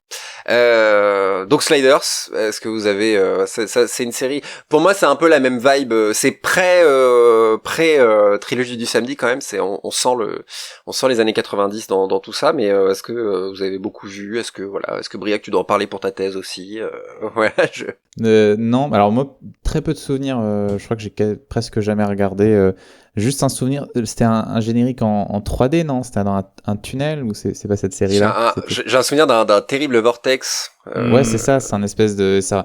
Alors souvenir, je pense que ça, j'avais bien bugué dessus, mais après le reste, ça m'avait pas intéressé plus que ça. Donc pas grand-chose à dire sur Sliders de mon côté. Hyper snob. Guillaume. Guillaume. Ouais, plein de souvenirs sur Sliders également. J'étais à peu près dans les âges de Manu, je pense, quand j'ai découvert la série et que je la suivais. Et je me souviens, comme lui, que la série partait en cacahuète à un moment donné, qu'on perdait certains des héros qu'on avait depuis le début, ce qui est toujours un petit peu frustrant quand t'as une série qui se veut factuellement continuer son histoire, mais qui, pour des raisons de production, fait que les acteurs principaux se cassent parce qu'ils ont autre chose de mieux à faire. Et puis ce concept en fait qui c'est vrai qu'il est super cool pour une série avec des unitaires comme ça, d'avoir chaque épisode tu arrives sur une planète un peu à la Stargate et tu découvres l'écosystème dans cette espèce d'univers parallèle où à chaque fois tu as des petites variations. C'est sympa à faire et intellectuellement c'est aussi intéressant à découvrir quoi. Et je trouve en plus que moi personnellement ça m'a touché dans le concept même de ces gens qui partent et qui ne peuvent pas revenir en arrière quoi. Je trouve que c'est un des trucs les plus angoissants du monde de se dire que tu t'acceptes de franchir, de partir à l'aventure et de franchir un truc, un portail, une porte, tout ce que tu veux, quoi, mais que derrière, en fait, elle se claque derrière toi et tu ne peux plus du tout revenir. Et ça, je trouve que c'est un des concepts les plus... C'est très moteur, quoi, parce que du coup, ça déclenche forcément une quête et puis un voyage, quoi. Donc, ouais, carrément. Franchement, Sliders, je pense que c'est... Très SF, encore une fois. Hein, ouais, assez culte, pas autant, peut-être pas reconnu autant que d'autres qui ont fait date, mais qui a bien marqué une génération aussi, à mon avis. Et j'en profite, puisque tu parlais de des acteurs qui se cassent, etc. Je conseille, petite roco au passage, c'est le vidéaste, je vais pas dire youtubeur, je suis pas certain qu'il adore l'idée, mais c'est Monsieur Mea, j'ai jamais vraiment su comment on prononce, donc c'est MRMEEA. Il fait des vidéos sur des séries, sur plein de choses, on sent que c'est un peu tous ses goûts, il a beaucoup fait les séries, il a fait Sliders, donc c'est quelqu'un, moi j'adore ce genre de format, vous voyez, il a fait plein de recherches dessus, et il va donner des anecdotes sur la production, sur les acteurs, plein de petits détails parfois, des trucs, tu dis mais comment est-ce qu'il a trouvé cette anecdote-là, et bref, voilà, ça me fait plaisir de placer Monsieur Mea dans Spoilers, donc vraiment j'adore son taf, et c'est hyper chill en fait, c'est vraiment, il te raconte un peu tout ça, donc c'est vraiment hyper cool, donc voilà, petite reco en plus si vous voulez découvrir Sliders de l'intérieur, voilà. On va quitter le coin pop pour retrouver le cadran pop avec Marina qui nous a envoyé sa capsule sur une série. Alors là voilà, c'est vraiment de niche, pas certain que vous ayez entendu parler de cette série-là, je vous préviens d'avance, on découvre ça. Merci beaucoup à Marina de nous avoir envoyé sa petite reco. La série grâce à laquelle je suis fan de science-fiction est sans contestation aucune Star Trek. Je me souviens très bien de mes séries télé que je regardais enfant. Il y avait Goldorak, la bataille des planètes, mais ça ce sera pour un autre podcast. Et donc il y avait Star Trek.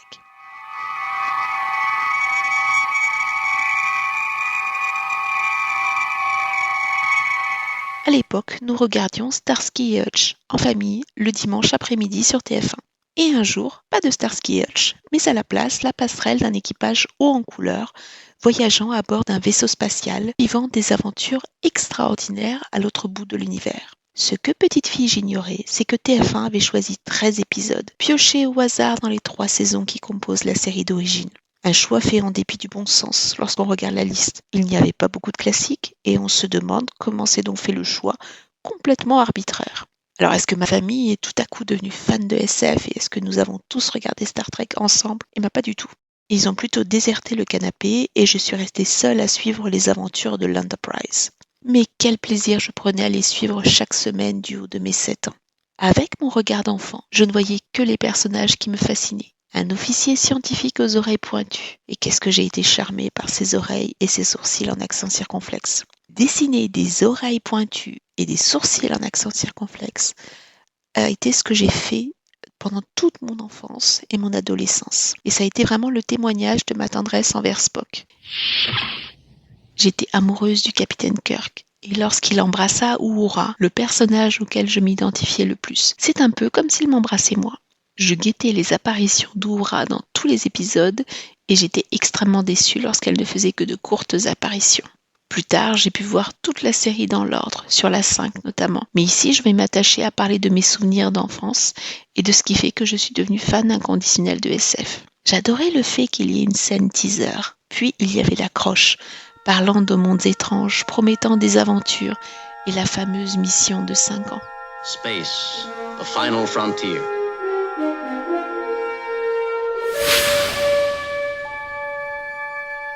These are the voyages of the starship Enterprise. Its 5-year mission, to explore strange new worlds, to seek out new life and new civilizations, to boldly go where no man has gone before. La musique du générique, ça je ne m'en suis jamais lassée. Il y avait sans cesse un message de tolérance et d'appréciation, et donc le cérébral Spock affrontait l'impulsif Kirk. Maintenant, je vais parler des épisodes qui m'ont marqué, notamment l'épisode Contretemps, qui est sans doute responsable à lui tout seul de ma fascination pour les voyages temporels. C'est l'émotion qui gagne et qui fait que je pleure à chaque fois que je vois l'épisode, y compris maintenant. Alors, il y a un autre épisode qui n'est pas un classique, qui s'appelle Wink of an Eye, ou clin d'œil. Et je dois dire qu'il m'a séduite parce qu'il a un concept de SF très intéressant. L'équipage a l'impression que des mouches sont présentes à bord de l'Enterprise, mais sont-ce bien des insectes ? Je vous laisse regarder l'épisode. Lorsque les vaisseaux toliens tissent une toile autour de l'Enterprise, je me demandais ce qui allait advenir du vaisseau. Et le fait que Kirk apparaisse et disparaisse sans cesse dans son scaphandre me terrorisait. Allait-il finir par réapparaître ? Comme vous pouvez l'imaginer, j'étais très inquiète. Je continue à voir tous ces épisodes avec tendresse et je ne m'en lasserai jamais. Je suis capturée dès les premières notes du générique. D'ailleurs, à ce propos, je pensais qu'il s'agissait d'une personne qui chantait. Et plus tard, j'ai découvert le procédé mécanique qui était à l'origine du son. Quelques années plus tard, sur la 5, j'ai pu voir La Ménagerie, qui raconte les aventures de Pike sur Talos 4. Cet épisode est bien sûr célèbre pour sa réutilisation d'une grande partie du premier pilote non diffusé de la série qui s'appelle La Cage. Alors bien sûr, j'ai mis des années à voir ce fameux premier pilote, La Cage. Lorsque je l'ai vu, je n'ai pas été déçue. On m'avait mis en garde, on m'avait dit que le rythme était peut-être un peu lent, que le scénario n'était pas forcément bien écrit, qu'il y avait une raison derrière le fait qu'il n'avait pas été pris pour générer une série. Mais en fait, il y a un vrai concept derrière ce premier épisode. Alors c'est Pike est intéressant, mais il y a des années-lumière du capitaine qu'incarne Kirk, qui est beaucoup plus dans l'action. Pike était beaucoup plus déprimé, beaucoup plus dans la réflexion, l'introspection. Et je trouve que Anson Mount en a donné une très bonne interprétation dans Discovery, tout comme Rebecca Romijn dans le rôle initié par Majel Barrett Roddenberry en numéro 1. C'est pour cela que j'attends avec impatience la nouvelle série Strange New Worlds. Star Trek est une série que j'ai vue en allemand, en anglais, en français. Et vous allez vous demander pourquoi. C'est parce qu'en fait, bien qu'elle ait été diffusée dans les années 80, dans les années 90 et 2000, elle a complètement disparu des chaînes gratuites. Et je n'avais pas le câble à l'époque. Il se trouve que mes parents avaient une chaîne qui s'appelle Sat.1, qui était proposée dans leur résidence et qui faisait partie d'un package, parce que hors de question pour mes parents de payer le câble pour regarder une série de SF. Donc c'est grâce à Sat.1, une chaîne allemande, que j'ai pu découvrir The Next Generation, Deep Space Nine, Voyager, revoir des épisodes de la série originale. Et donc, ensuite, c'est grâce à Netflix et au DVD que j'ai pu découvrir les autres séries. Lorsque Netflix a diffusé la série originale, je l'ai binge-watchée en 2 mois. Il faut imaginer que les premiers épisodes, tous les épisodes d'ailleurs, faisaient environ une 50aine de minutes et que la première saison compte notamment 27 ou 28 épisodes. Alors, est-ce que, en le voyant avec mes yeux d'adulte, j'ai été déçue ? Eh bien, pas du tout. J'ai retrouvé le même plaisir que j'avais étant enfant, alors que pour d'autres séries que je regardais, j'ai été déçue par la qualité, par les scénarios. Là, en fait, ça n'a jamais été le cas avec Star Trek. Voilà, c'est pour ça que c'est une série que je recommande régulièrement. Merci Marina pour cette reco Star Trek. Là, je me dirige directement vers Guillaume. Guillaume, Star Trek, tu as eu ton épisode spécial dans Spoilers consacré à la série. Peut-être du coup toi, est-ce que tu pourrais parler de choc quand t'as découvert cette série justement, ou justement ça s'est fait un peu sur le tard, etc. C'est une série que j'ai découvert sur le tard, hein, clairement. Oui, Guy et Marina ont été tous les deux l'invité d'une émission spéciale Star Trek qu'on a faite et qui me tenait à cœur parce que c'est une des grosses franchises qui est née à la télévision, qui s'est exportée au cinéma, qu'on connaît plus ces dernières années comme étant des films produites par Bad Robots, etc. quoi. Mais je savais que Star Trek était une série qui avait fait date à l'époque aussi par les avancées, enfin en tout cas les relations de personnages assez novatrices qu'elle faisait à la télévision américaine. Mais à vrai dire, j'ai jamais regardé la série originale. J'ai vu un peu de la série avec Stewart, donc qui est The Next Generation. Voilà, The Next Generation. Et en fait, moi, j'ai surtout regardé Discovery, qui est pas la meilleure des itérations de la franchise, mais qui, à une époque, m'a bien contenté sur justement le registre série assez ambitieuse visuellement, de voyage dans l'espace et de nouveaux vaisseaux spatiaux, nouvelles planètes, nouvelles races, etc. Un petit peu à la Star Wars, c'est quelque chose que je recherchais à une époque. Et là-dessus, en termes d'exotisme, Star Trek est un univers que je connaissais pas du tout, et j'ai pris beaucoup de plaisir à l'explorer.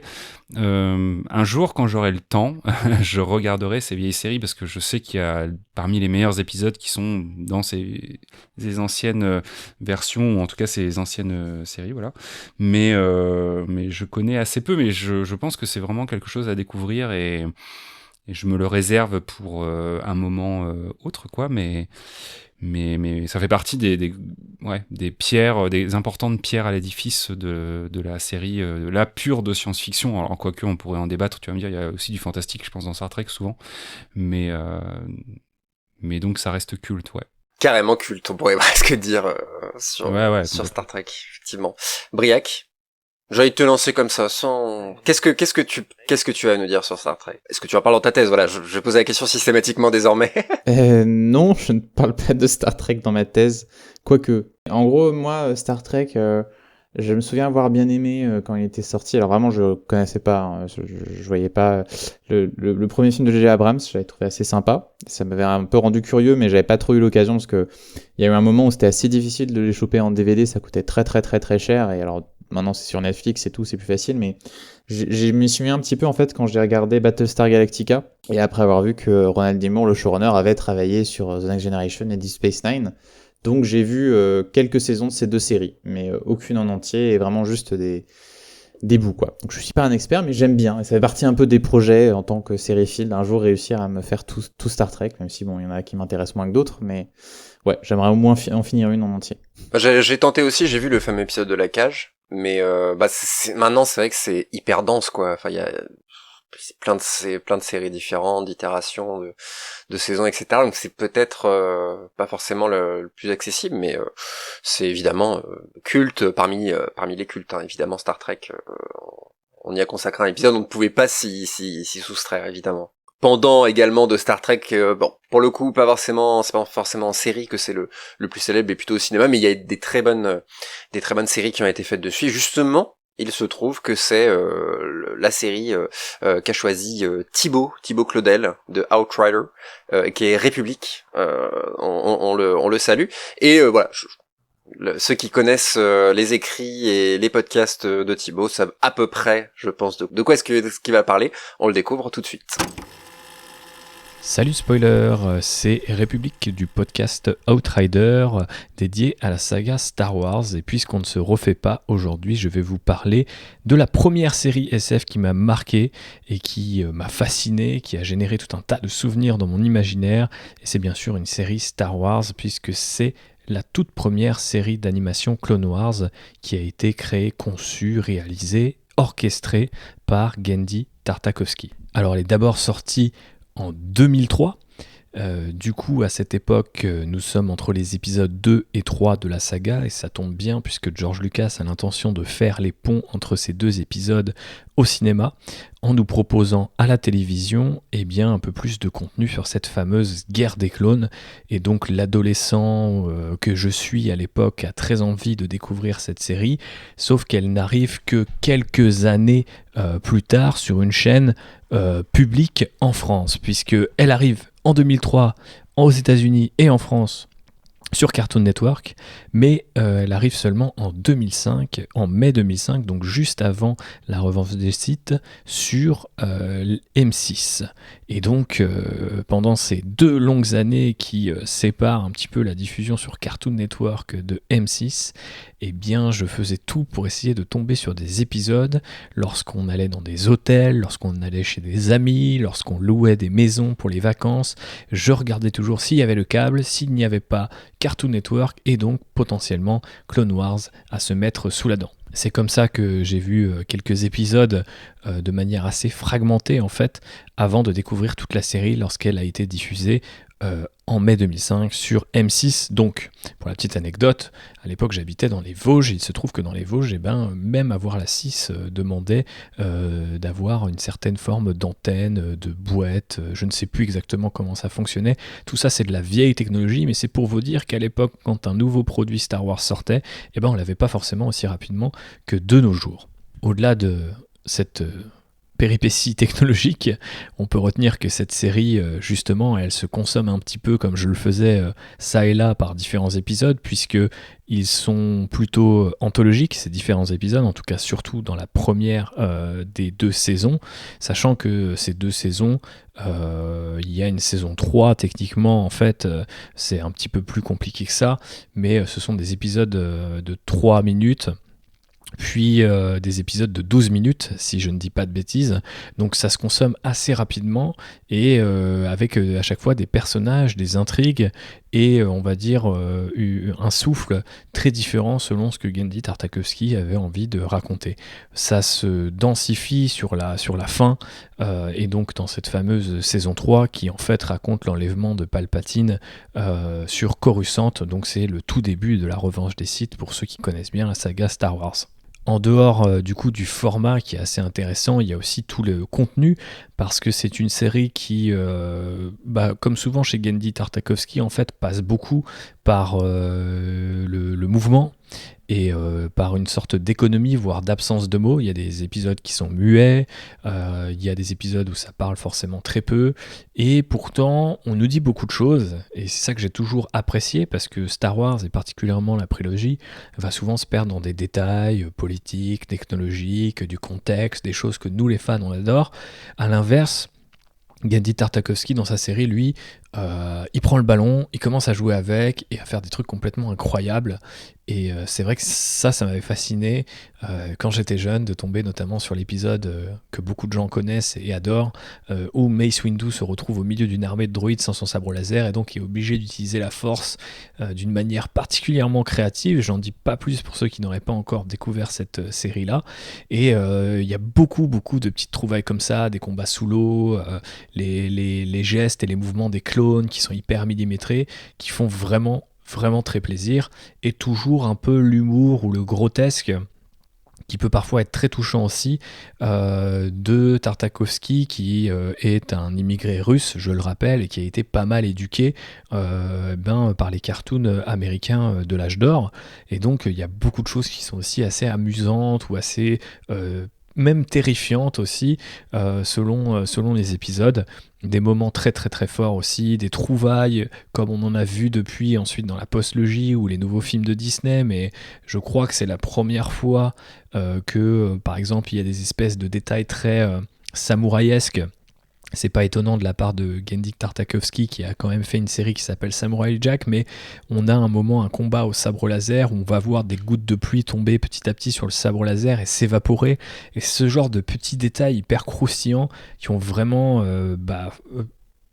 influencé le fan que j'étais, et m'ont fait dire qu'il y avait encore beaucoup de choses à faire sur Star Wars, avec des styles, des genres, et même en fait des formats très différents. Pour ça, c'est une série que je vous recommande encore aujourd'hui, même si elle n'est plus considérée comme canonique, puisqu'elle a été plus ou moins remplacée, même si ça s'est fait petit à petit, par la série Clone Wars de Dave Filoni. Une série d'ailleurs dont on avait eu l'occasion de parler au micro de Spoiler, et je vous en remercie encore une fois, mais malgré son côté non canonique, cette première série de Clone Wars a une capacité à émerveiller, à divertir, à toucher aussi, parce qu'il y a des vrais moments de tendresse entre Anakin et Padmé, entre l'histoire tragique d'Anakin qui sent venir ce côté obscur, qui commence à le ronger petit à petit.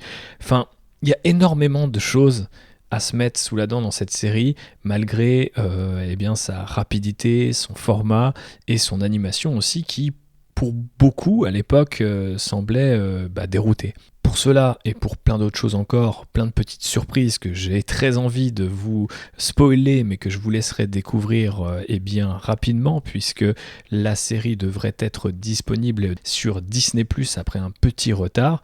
Donc pour la première fois, vous allez pouvoir l'admirer en HD depuis votre écran et vous faire ça très rapidement, puisque finalement il y en a pour un petit peu plus de 2 heures, si je ne dis pas de bêtises, pour compléter Star Wars Clone Wars par Tartakovsky. Donc je vous recommande de faire ça le plus rapidement possible et j'espère d'être aussi émerveillé que je l'avais été en 2003 et en 2005 surtout. Allez, à très bientôt. Merci beaucoup Thibaut pour cette capsule Star Wars, Clone Wars plus précisément, que je n'ai pas vue. Je connaissais ce que je connaissais, en tout cas ce que je connais à l'heure actuelle, c'est le design, enfin les dessins qui sont hyper caractéristiques de voilà cette vibe, ce style Samurai Jack, etc. Donc hyper intéressant visuellement. Par contre, effectivement, en termes de contenu, je me doute, vu le nom et l'explication de Thibaut, évidemment, je sais de quoi ça parle. Mais est-ce que vous l'avez vu, les gars, cette série-là, ou pas? Je l'ai vu effectivement à l'époque. Je crois même, je pense que du coup je l'avais vu sur M6 comme Thibaut. J'ai même, on était vraiment en pleine prélogie et malgré le fait que j'aurais pu éventuellement voir la trilogie originale au cinéma, moi j'ai vraiment j'ai vraiment découvert Star Wars avec la prélogie au cinéma.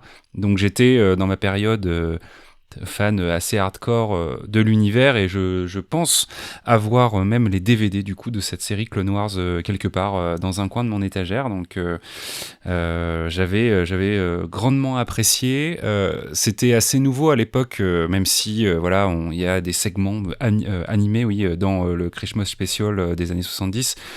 C'est notamment comme ça que Boba Fett avait été introduit au public, mais ça faisait longtemps qu'on n'avait pas vu d'animation chez Star Wars. Et en fait, quand on voit la série, qui est de l'animation 2D, ce que The Clone Wars, la série de Filoni, fera plus tard en 3D, on se rend compte en fait que Star Wars en 2D, ça tabasse, quoi. Ça permet de faire des choses d'un point de vue animation, fluidité de mouvement, péripéties et pouvoir visuellement impressionnant des Jedi, assez incroyable. Et c'est d'ailleurs assez fou, même que Lucasfilm et Disney maintenant ne développent pas plus cette manière de représenter Star Wars, même au cinéma, quoi, avec l'animation, parce que là, Tartakovsky, il se permet vraiment de rendre épique les Jedi comme on les a jamais vus, et aussi influer beaucoup de une réalisation qui est très très spécifique et très très référencée dans justement le parcours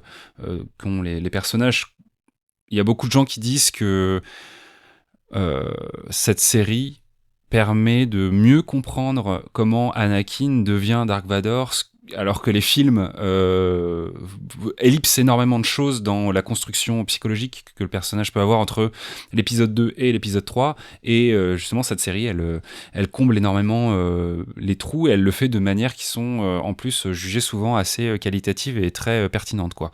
Donc effectivement elle débarque sur Disney+, alors c'est plus canon, mais je pense que ça vaut largement le visionnage, parce que c'est pas très long et que quand on a apprécié aussi ce style cartoon très particulier, très Cartoon Networks, très le laboratoire de Dexter, Super Nana et tout ça, Samurai Jack évidemment, ça peut aussi faire un petit shot comme ça nostalgique de cette époque-là, très spécifique, quoi. C'est cool que Disney, malgré le fait que ce soit plus canon, qu'il l'ait mis sur Disney+. Enfin, c'est assez étonnant. C'est quand même une série assez ancienne, mine de rien, ça paraît 2003. Ça commence à dater forcément, et puis vu comment la saga a évolué depuis, effectivement, on peut que les remercier pour ça. Il faut avouer, voilà. Et j'en profite puisque Thibaut nous a fait le plaisir de nous faire une petite capsule, voilà. Thibaut lui-même a écrit des bouquins sur Star Wars, 2 livres, le mythe Star Wars épisode 7, 8 et 9, pardon. Donc l'héritage de George Lucas. On vous invite à aller voir ça, Thibaut Claudel sur Third Editions.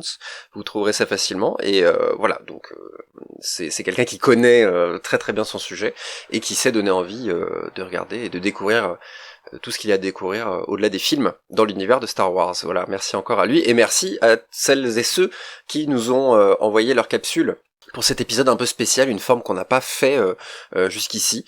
Peut-être que voilà, on s'amusera à faire varier notre format dans la saison 3 qui s'annonce incessamment sous peu. Voilà, on vous tient, j'en perds mon latin directement. On vous tiendra au courant sur nos réseaux sociaux. Guillaume vous attend sur Twitter pour voilà, vous tenir au courant de l'avancée de Spoiler. Suivez-nous également en live. On va faire de plus en plus enfin pas de plus en plus, mais en tout cas on va faire plus de live. On a testé cette année sur la plateforme de Twitch. On a twitché le regard. Le daron. Ah, on a twitché comme jamais. Non, on a une chaîne Twitch, n'hésitez pas à aller voir un petit peu tout ça. Oui, mais si vous riez aussi, je suis obligé de... Je vous vois derrière votre écran. Merci à toutes et à tous d'avoir écouté ce dernier épisode de la saison 2 de Spoilers. Merci les gars pour ces... Ça fait un peu épisode reco en fait finalement, donc c'est très cool. Et n'hésitez pas à nous dire aussi... vous qui écoutez ce podcast, à nous dire voilà vos recos et vos souvenirs de séries SF et fantastiques. Et on se donne rendez-vous très vite pour la saison 3 de l'émission Spoilers. Bisous les gars. Salut. Salut. Bonnes vacances.